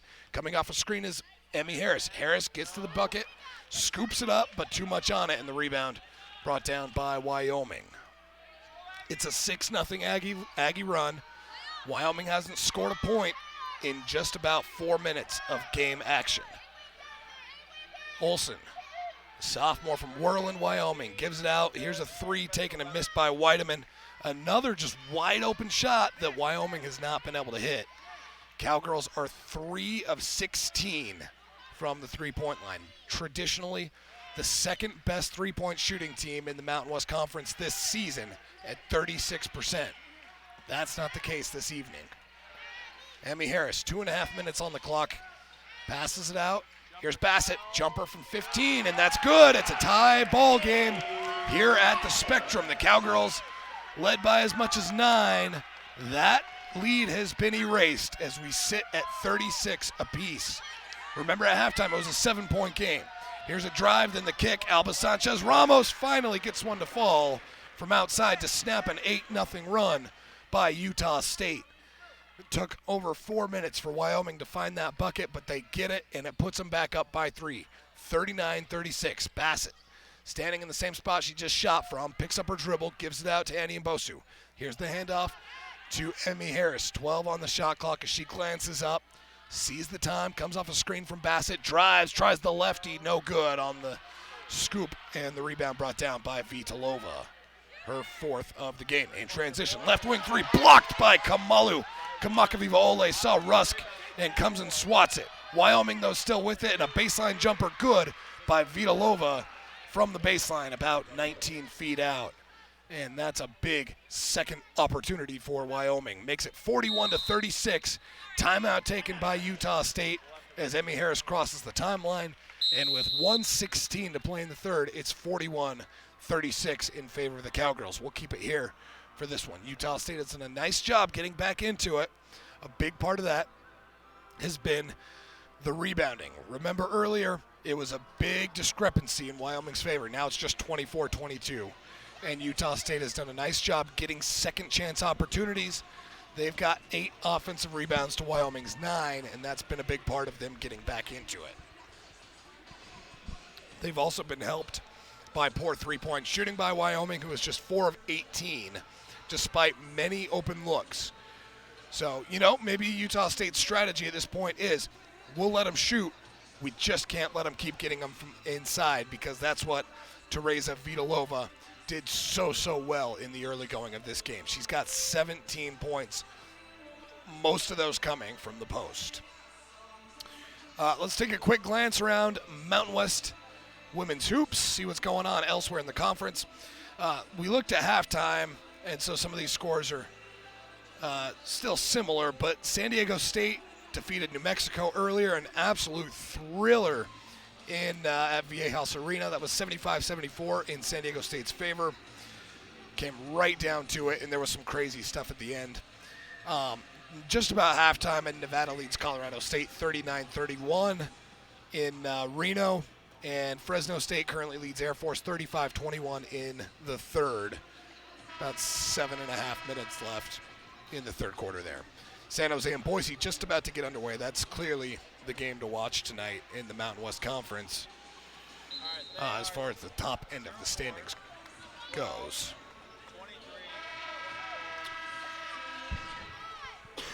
All right, teams coming back out onto the court. Aggies have outscored the Cowgirls 13-11 since halftime, and it's a 5-point game.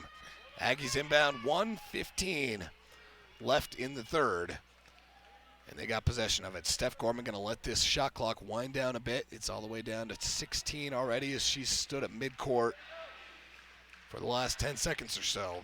Now passes down to Bassett. Bassett draws a double immediately. She'll give it out to Kamakaviva Ole, top of the arc.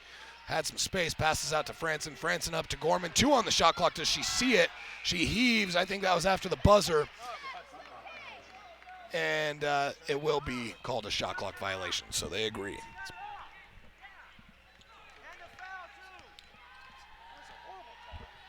So now 45 seconds left in the quarter. Bradshaw on the left wing, gives it up to Olsen. Olsen out to the right wing, here's a 3, good. What a shot there by Shalali Coppinge. Makes it 44-36, and that is massive for Wyoming. 22 seconds left on the clock. There's maybe a second between shot and game clock. And Utah State going to be content to let this wind down just a little bit. Here's a handoff. Gorman gives it out to the right wing. Kamakaviva Ole with 6. She'll start to drive, floats it up. No good, but contact there. And the foul will go against Bradshaw to send her to the free throw line. 4.2 on the game clock.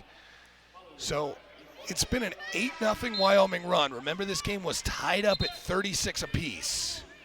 And then Wyoming, over the last 2:24, really just put the foot on the pedal, pulled back away. Utah State knows that it's been a game of runs so far. Still plenty of time left as they enter the fourth quarter with anywhere from a 6 to 8 point deficit.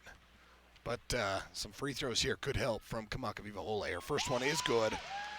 So the freshman from Honolulu will have an opportunity for one more. Sits at 44-37 right now. Second one is up, and that's no good. The rebound, though, on the offensive glass was brought down by Annie Mbosu for a moment, but then ripped away by Bradshaw. And that's how the third quarter goes in the books. 44-37. Utah State trails, so they trailed by 7 at halftime and trailed by 7 heading to the fourth. Back in a moment here on the Aggie Sports Network from Learfield IMG College.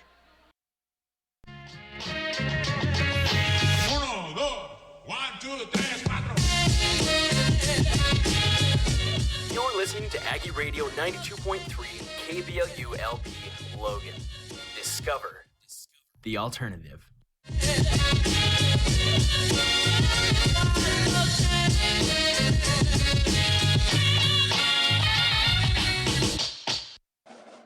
Do you have a young Aggie fan at home? The Junior Aggie Kids Club is an exclusive club for Aggies ages 12 and under. For more information, visit utahstateaggies.com/Junior Aggies. This broadcast is brought to you by Aggie Radio 92.3 KBLU and USU Online. USU Online offers associate's, bachelor's, and master's degrees all through their distance education program. More information is available at distance.usu.edu. USU Online, distance.usu.edu. Utah State basketball is brought to you by Aggie Radio 92.3 KBLU and Zions Bank. More information about banking services available at zionsbank.com.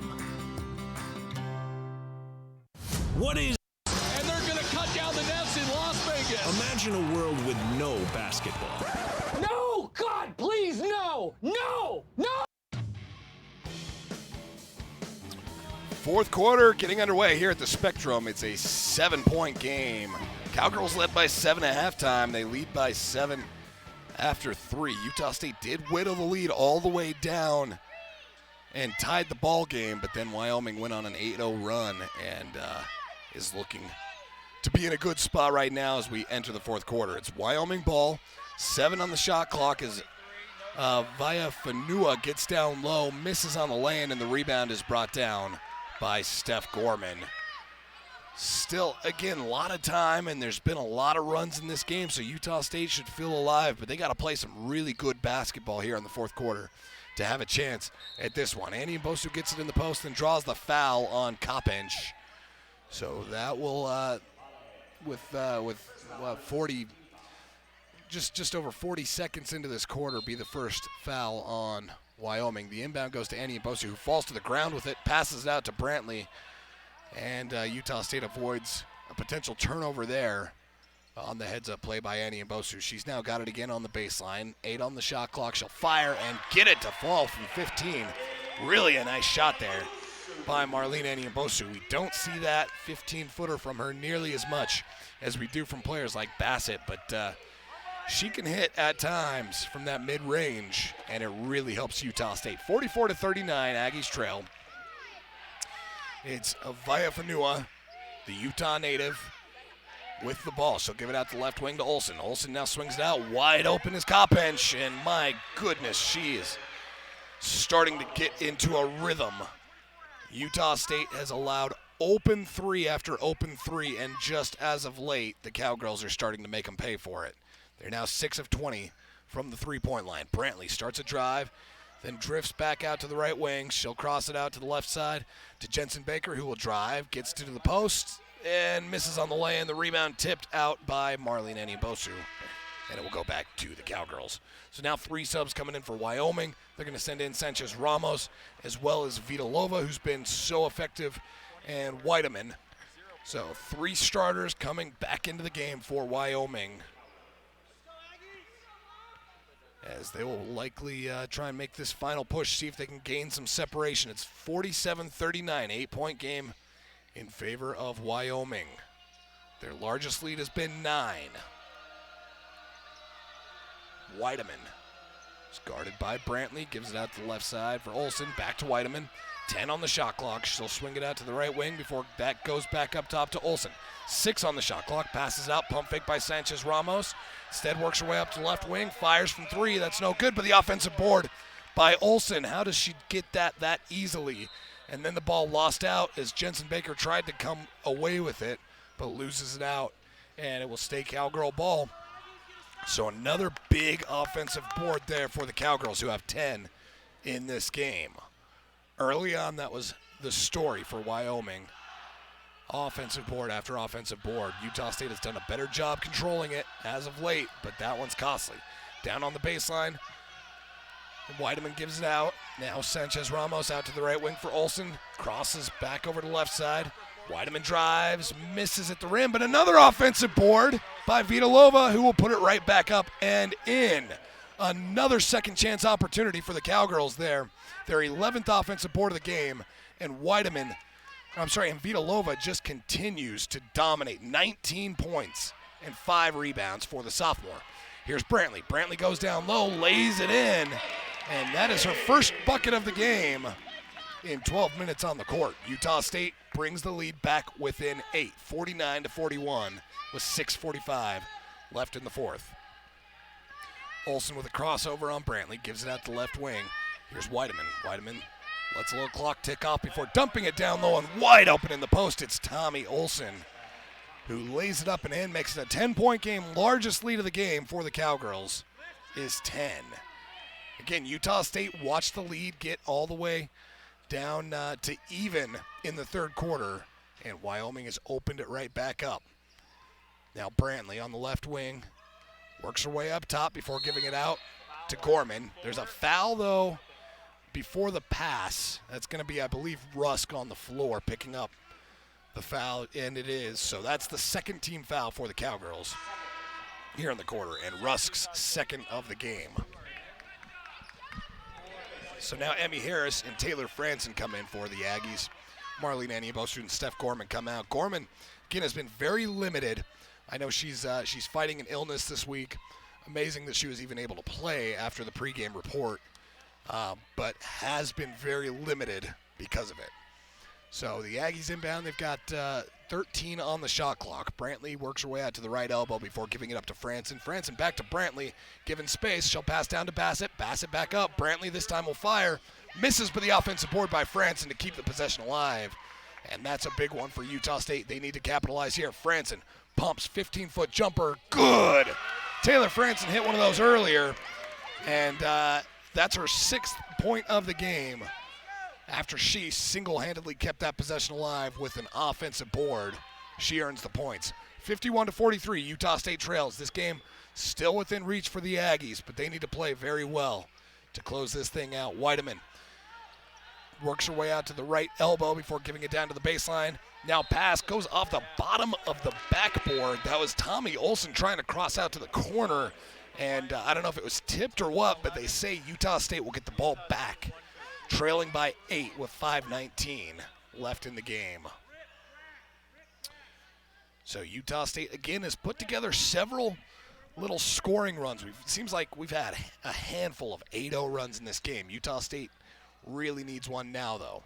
On the right wing, Kamakaviva Ole has it. The freshman crosses out to the left side. Lindsey Jensen-Baker for 3, no good, but an offensive board by Kamakaviva Ole, who tries to go back up and is fouled.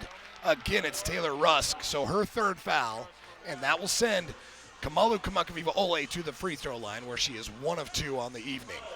3 points and a couple rebounds for the Hawaiian freshman. And these free throws big. She's shooting 63% from the free throw line on the season. And an opportunity to bring Utah State back within 6 with a couple of free throws here. So the first one is good. And one more coming up for Kamakaviva Ole. Averaging 2.5 points and just under 2 rebounds per contest. She's been needed a little more this evening and makes 2 for 2.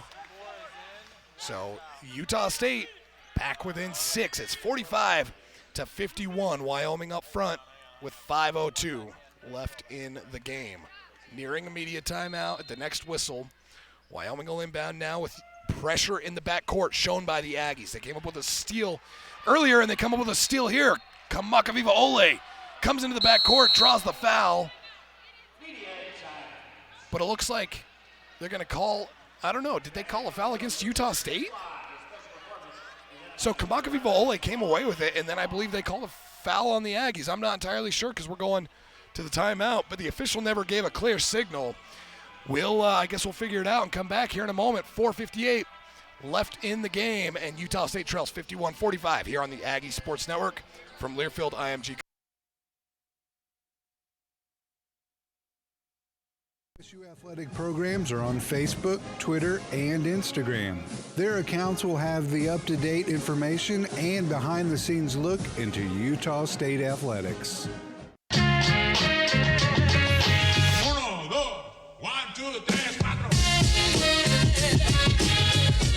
You're listening to Aggie Radio 92.3 KBLU LP Logan. Discover the alternative.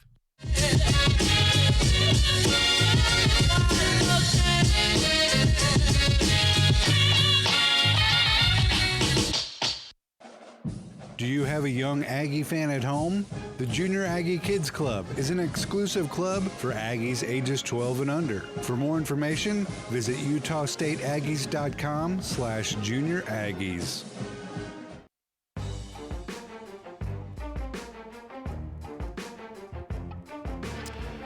Coming down to the home stretch here at the Spectrum, Aggies trail by 6 with 4:58 left to go. So some clarification.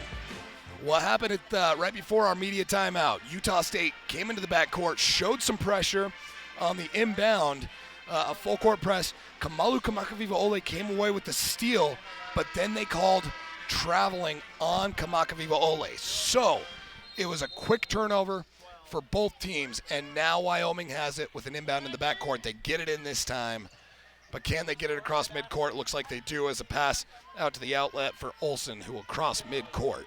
So a 6-point game after all of that is said and done, and the Aggies trying to stay alive in this thing. The ball's kicked out. Bradshaw had it, and then it's kicked, so that will put 20 back on the shot clock, and it will be a baseline inbound for the Cowgirls. So on the court for Utah State, it's Kamakaviva Ole, Jensen Baker, Gorman, Bassett, and Annie Mbosu. The inbound goes into Weideman. Weideman now gives it up top, then back out to her. 12 on the shot clock for Wyoming. 4.5 minutes left in the game. Here's in the corner, Taylor Rusk with it. She'll take a step out to the right elbow, stop, pick up the dribble, gets it back on the pass back. 1 on the shot clock as she fires it up. Floater is missed, and the rebound by Kamakaviva Ole. Aggies trying to push it quickly. Jensen Baker gets up to the left block and then slows it down by giving it out to Gorman. Gorman comes off a screen from Marlene Eniembosu. Gorman has played 23 minutes tonight. Here's a pass down to Eniembosu in the post. What a pass, but she misses on the lane, and the rebound brought down by Weideman. So the pass got where it needed to. Aggies were just unable to finish there and still trail by 6. 3:50 left in the game. Getting down into the post. It's Bradshaw before kicking it out. Weideman then fouled on the baseline on Marlene Eniembosu. So that is Utah State's first team foul of the quarter. 3:44 to go. And that's Marlene Eniembosu's third of the game. Wyoming hasn't scored a point in about 3 minutes, but Utah State has been unable to cut into the lead more than I'm sure that they would hope to. 51-45, they trail. 3:38 left in the game. A pass down into the post intended for Vitalova is knocked out off of Utah State. I think it was Kamakaviva Ole getting a hand on it. So now 10 on the shot clock as they'll inbound from the baseline. The inbound goes into Sanchez Ramos. Need an abbreviated play here if you're Wyoming. She'll pass it up to Olsen. Olsen with 4. 4 fires up at the rim, hits rim, and then a foul called. How do they get Marlene Eniembosu on that foul? She came in and immediately got plowed. Fighting for the board. She has a right to her space as much as Wyoming does, but the officials call that against Utah State. 51-45 they trail, and it's going to give another opportunity to the Cowgirls here. So the inbound goes to Rusk. Rusk will get up to the free throw line before passing it out to Sanchez Ramos. Now she'll give it to the left wing for Weideman. Weideman out. Now pass down low, and there's the offensive call that Utah State has been looking for, which will give it back to Utah State. Olsen called for the foul.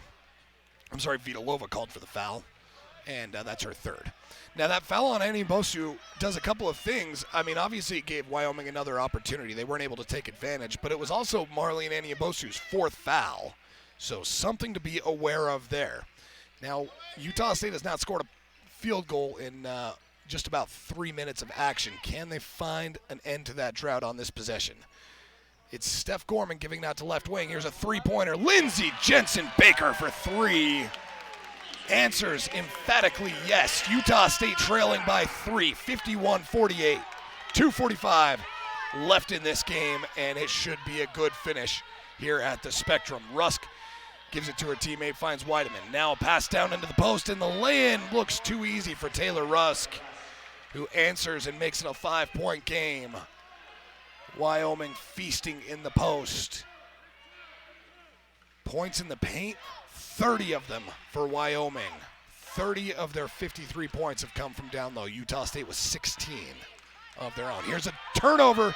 Lindsey Jensen Baker tried to pass it out to Steph Gorman, and the takeaway and the lay-in on the other end by Olsen. So one major momentum shift answered with another, and Wyoming goes right back up, 55-48. Now a timeout taken by Utah State. Coach Finkbeiner sees the tide starting to turn and wants to regroup with 1:59 to go. It's a 7-point game. The Aggies got this game back down to 3 on a major three-pointer. And then turnovers and missed opportunities here have made it a 7-point game once again. We'll keep it here for this timeout. Utah State, again, looking for what would be their second win of Mountain West Conference play. The Wyoming Cowgirls coming in with a 5-4 Mountain West record, 9-9 on the season. However, Wyoming is just 3-5 on the road, so a big road win if they can finish this thing off. And Wyoming's also won just 2 of their last 6 games, so a lot to be said for the momentum of Wyoming's season if they can find a way to finish things off here. The inbound by Utah State out of the timeout goes to Kamalu Kamakaviva-Ole, and Utah State under 2 minutes left to play. They trail by 7. Pass down into the post. Here's Bassett. Bassett backing in. Nearly has it poked loose before giving it out to Steph Gorman. Gorman with 9 on the shot clock. Stops at the baseline. Tries to pass it out on another Utah State turnover. Taylor Rusk there to intercept it. Goes all the way to the other end and lays it in. So when it matters most, Utah State with 2 massive turnovers. Now 15 points off of turnovers in the game and 12 turnovers for Utah State. Driving, Gorman goes up, blocked by Vitalova. What a monster play by a player who's had a monster night. 19 points, 5 rebounds, a steal, and now a block for the Czech Republic native. The Aggies go into Eniembosu. 1:17 left in the game, and they trail 57-48. Here's Haley Bassett. Bassett a crossover, gives it out to Gorman. Gorman to the free throw line, stops, picks up the dribble, tries to scoop it up. That's no good, and the rebound by Vitalova, and then the foul on Bassett. So a 6-0 run for Wyoming over the last minute and a half has put this game on ice. They lead 57-48. Aggies are going to come into the backcourt, try and play for a steal. They've got a couple of fouls to give. The inbound goes to Olsen, and then a foul on Gorman. So the one player that really just can't foul here is Marlene Eniembosu. She's got 4. Gorman just picked up what was her first of the game. And Wyoming will inbound. We'll play the foul game again, as this time it goes into Weideman. She's going to the free throw line on the foul from Kamalu Kamakaviva-Ole. You'll remember Utah State pulled this to a 3-point game with under 3 minutes left.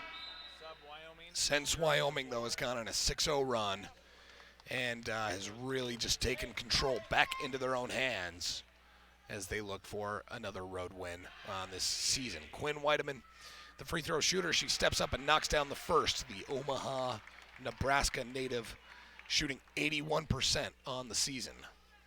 She knocks them both down, and that makes it an 11-point game, largest lead of the contest for Wyoming, as they lead 59-48. Timeout taken by the Aggies. We'll take it with them. Back in a moment here on the Aggie Sports Network from Learfield IMG College. This broadcast is brought to you by Aggie Radio 92.3 KBLU and Logan Eye Institute. Logan Eye Institute offers advanced laser vision correction and diverse options for refractive surgery. For more information, call 435-787-7200.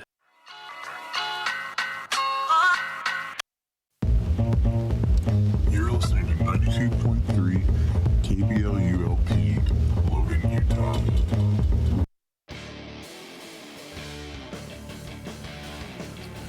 Utah State trailing by 11, the largest lead of the game for Wyoming, now with a minute left to play. Aggies have the ball as they get it into the front court. Faith Brantley gets it on a handoff, tries to pass out to the corner, and another very near turnover for the Aggies as the pass out to the corner was deflected but lost off of Wyoming on the baseline. So an 8-0 Cowgirl run here in the crunch time has been able to put this game on ice. Here's Marlene Eniembosu off the inbound. Turns around, a nice little move, but it's probably too little too late as Utah State trails by 9 with 50 seconds left to go. Another foul. This time it's Jensen Baker coming in and getting Quinn Weideman, who was just at the free throw line and just confidently knocked down a couple of shots just a moment ago. So Utah State playing the foul game with still 49 seconds left because of this 9-point deficit.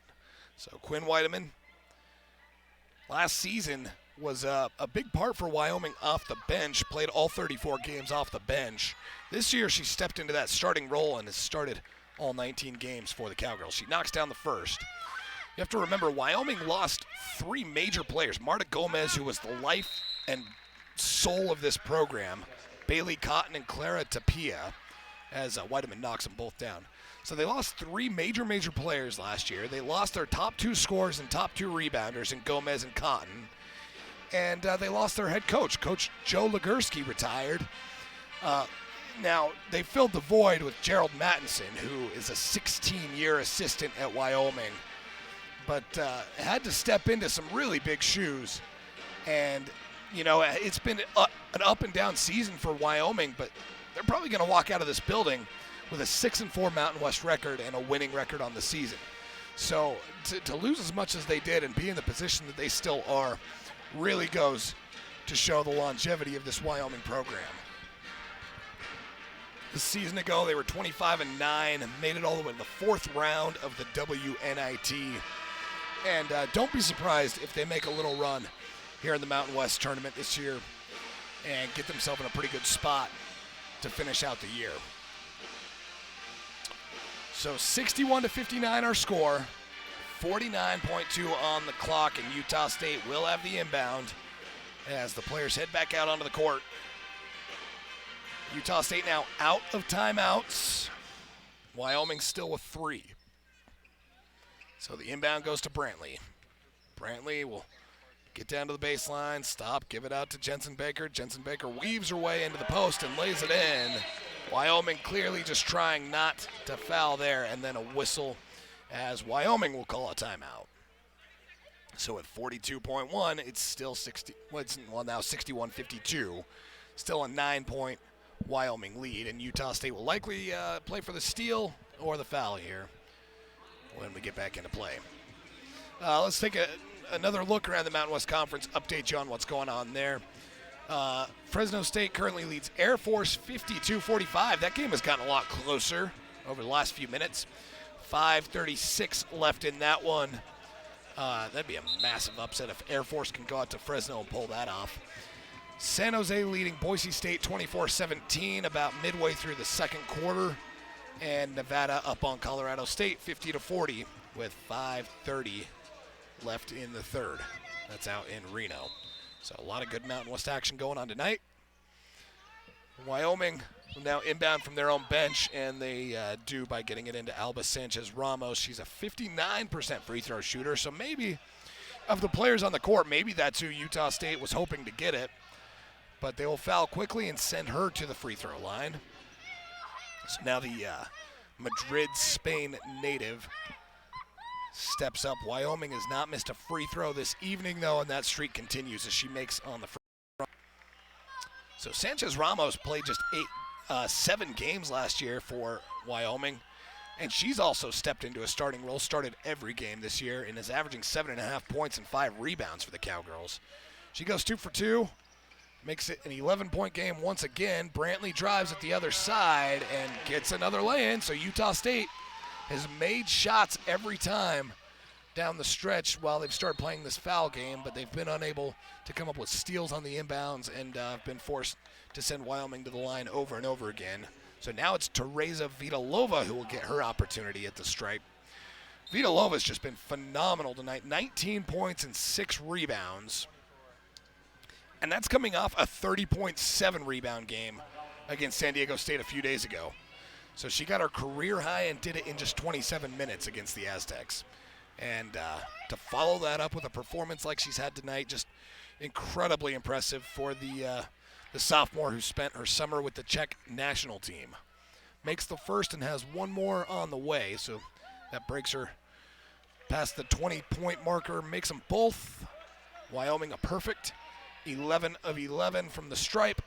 Brantley crosses midcourt.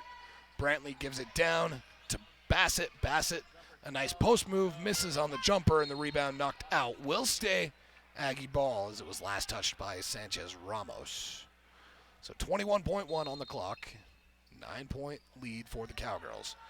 Kamakavivole, the inbounder, scans her options, goes into Brantley. Brantley will drive, puts up with the lefty off the glass, and that's no good. The rebound brought down by Vitalova. And that will do it for us here from the Spectrum.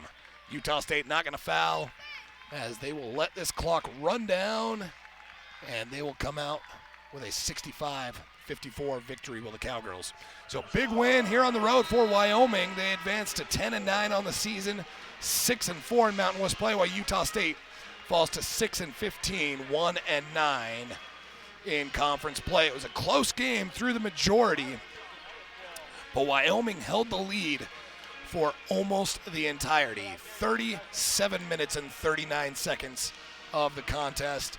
And, of course, when it mattered at the end, they were able to have just enough in the tank to put the foot on the pedal and pull away. And so, again, a 65-54 win for Wyoming. Hoping to get Coach Finkbeiner over here in a moment to chat about the game. But Utah State has their next contest coming up this Saturday. They'll take on San Diego State right here at the Spectrum. That's a 2 o'clock p.m. tip-off. We'll, of course, have that for you here on Aggie Radio and AggieRadio.com. But now we've got Coach Finkbeiner throwing on the headset. Coach, you know, your team came out, and while Wyoming led for almost the whole game, it maybe wasn't back and forth, but you were right there through the entirety of the game, right up until the end. Yeah, we were right there for the entirety of the game. You know, I'm frustrated because I think that our girls, I thought that they had more to give. You know, we got some girls that are sick out there and stuff, but it's no excuse for what we saw body language-wise. And when we were on the road last week, it was nothing like that team that we saw today. When we play at home, our expectations have to be a lot higher than they were. And you know, we played well enough to be in the game, but we got to show more fight to get over the hump. Now, it seems like you were trying out a lot of different lineups. I don't know if that probably had a lot to do with it. Was, with, you know, when your kids don't fight, then you got to light a fire under them, and that's what we did, and it worked. But it just wasn't enough. You know, it's got to come from the inside, and that has not been an issue for us at all. The fight part of it. But today it was, and it's frustrating for me because that's been a given for a while now. We got to make for sure that that's always there because, you know, we're struggling to win games, and to win games you got to have that as a given, and we have. And so we got to make sure that next game we come out fighting. So in order to do that, what's the message like now with your team, and what's the main focus in practice the next few days? Because obviously fight's not something you can just coach like that. Yeah, that's what's so strange about it is that this is kind of a one-off game. Now, we've had a couple of these throughout the year, but every team can expect a couple. Sure. But when you're in conference at home, you just can't. You know, and when you want to win 4 games in a row in a conference tournament situation, you just can't. And so the talking points in practice first is all going to be is communication. What's going on out there? Why were we in this funk? Why was your body language this? And then we'll show it to them on film. And we need to make sure that they identify in themselves what it was so that we can kind of root it out and move on with our season. Well, Coach, appreciate the time, and we'll see you back here Saturday. Thank you. Yep, see you Saturday. Okay, so that's Utah State interim head coach Ben Finkbeiner. Some obvious frustration there. He kind of said it. I think that those last 2 games on the road in Colorado last week, we saw a lot of fight from this Aggie team. And I think that they were able to overcome some of the things where they came up short because of that fight. Maybe not as much the case tonight, and so now it'll be interesting to see how the Aggies can respond moving forward. Again, coming up this Saturday, they're playing San Diego State here in the Spectrum, so hope that you'll join us for that here on Aggie Radio and AggieRadio.com at 2 o'clock p.m. tip-off. And for the Cowgirls moving forward, they host San Jose State, a massive game coming up out in Laramie. That's also this Saturday. 1 o'clock p.m. All right, thanks for joining us for Utah State Women's Hoops. If you are joining us here on Aggie Radio and AggieRadio.com, we will come back with a post-game show here in just a moment. But for those of you on Mountain West Network, thanks for your time, and hope you've enjoyed tonight's broadcast. The final score from here at Logan, 65-54. I'm Jaden Johnson, and back in a moment here on the Aggie Sports Network from Learfield IMG College. Café Sabor is a Mexican restaurant with appetizers, entrees, and desserts for lunch or dinner. Café Sabor offers daily specials and online ordering. For events like weddings or corporate events, they can cater too. Café Sabor locations include Logan, Layton, Bear Lake, and a St. George location opening soon. Additional locations include Idaho Falls and Island Park, Idaho. The Café Sabor Facebook page or cafesabor.com has more information and the daily specials. Listening to 92.3 KBLU-LP, Logan, Utah. Alternative radio for an alternative audience.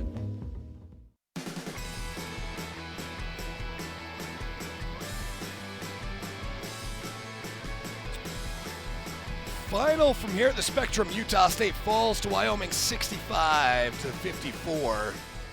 Game that was, you know, I don't want to say it was closer than the score showed, but it was really a good game throughout. The majority of this game was spent within 2 or 3 possessions, though Wyoming led through almost the entirety. The Aggies were right there, just unable to overcome that last hump. They tied the ball game up in the third quarter, And then Wyoming went out, got to a 9-point lead, just really made it tough on themselves in so many different ways. Now, you heard Coach Finkbeiner talk about that his main thing from this loss, and the main thing that they're going to need to work on out of this was effort, which has been something that they've been very good at lately. It hasn't ever been an issue. He said it's something that's been a given.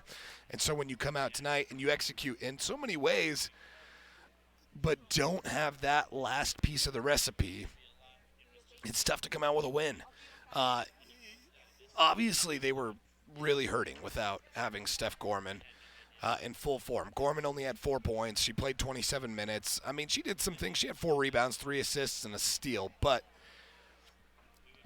she was quite visibly not herself and had the lowest plus-minus on the team at -14. And so that hurt a lot for Utah State. But this is a game that, it feels like if they came out with full energy, full effort, they still had a really good shot to win it, even despite that. Lindsey Jensen-Baker, I thought, was great. She had 15 points, was 6 of 9 from the field. Still 4 turnovers, and that, has been an issue all season long. But she responded well, I thought, from a game a few days ago where she just really struggled against Colorado State. Marlene Enibosu had 10 points. It took her a little while to get going. She only played 20 minutes, had some foul troubles. But towards the end, she was a big part of Utah State staying alive. They also got 8 points from Bassett, which actually snaps a pretty impressive streak of 14 straight 10-plus point games for Haley Bassett. So she shot just 4 of 12. It was very clear that Wyoming had clued in on her. And for what is just the 5th time this season, doesn't break into double figures. So she finishes with 8. They got 6 points from Taylor Franson, who I thought was fantastic. Went 3 of 3 from the field. 5 points from Kamalu Kamakaviva-Ole, and 4 from Brantley, 4 from Gorman, and 2 for Harris. No Aggie player, though, with more than 4 rebounds, and that really kind of hurt them, I believe, this evening. For Wyoming, Teresa Vidalova was phenomenal. 21 points, 7 rebounds, a block and a steal. She was 9 of 12 from the field. Really got everything she wanted in the post. Alba Sanchez-Ramos had 11 points. They got 9 from Rusk, 7 from Weideman, 8 from Kopinch, 4 from Olsen, 3 from Bradshaw, and 2 from Vayafanua. And that sums it up for Wyoming, and then 8 rebounds for Olsen. Olsen had 4 points, 8 rebounds, and 7 assists. That's a great stat line for a player that wasn't asked to score all that much. So Utah State finishes shooting 40% from the field, Wyoming 46%. Wyoming out rebounds Utah State 32-28. Now, one big positive for Utah State that I'm sure, and I guess I should have asked Coach Finkbeiner about this, but only 12 turnovers for Utah State. If you can average 12 turnovers, if Utah State was averaging 12 turnovers in conference play, they're right in the middle of the Mountain West standings instead of averaging 20 per game. And they've had so many games that have been cost because of that. Tonight wasn't one of them. I mean, you can always look back and say there were things that you could have done differently that would have made an impact turnover-wise. But 12 turnovers, they did give up 16 points off of those, which was big. But I thought they did a reasonably good job taking care of the ball. But Wyoming was just clicking on all cylinders. They missed a lot of open shots, but 17 assists on 24 made shots for the Cowgirls. And, again, this Wyoming team isn't one that anybody's going to want to see come March because they've got a lot of firepower. And this was all, remember, without Carla Arivets, the starting point guard who didn't even make the trip. So they've got a lot more in the tank than even what they showed us tonight. All right, let's take one final look around the Mountain West Conference. Some of these games starting to wind down at halftime. San Jose State leads Boise 40-31. Wow, Fresno State has choked away what was a massive lead. They only lead 52-50 over Air Force, so a 2-point game. What a win that would be for Air Force. Nevada leads Colorado State 62-53 with 7.5 minutes left in that one. All right, let's wrap it up from here at the Spectrum, but we'll see you Saturday afternoon, 2 o'clock p.m. as San Diego State comes to town. It was a good game in San Diego. I'm expecting a good one here at the Spectrum as well between those two teams. But the final score from here in Logan, Wyoming 65, Utah State 54. Thanks for joining us tonight and all season long for Utah State Women's Hoops here on the Aggie Sports Network from Learfield IMG College. I'm Jaden Johnson signing off.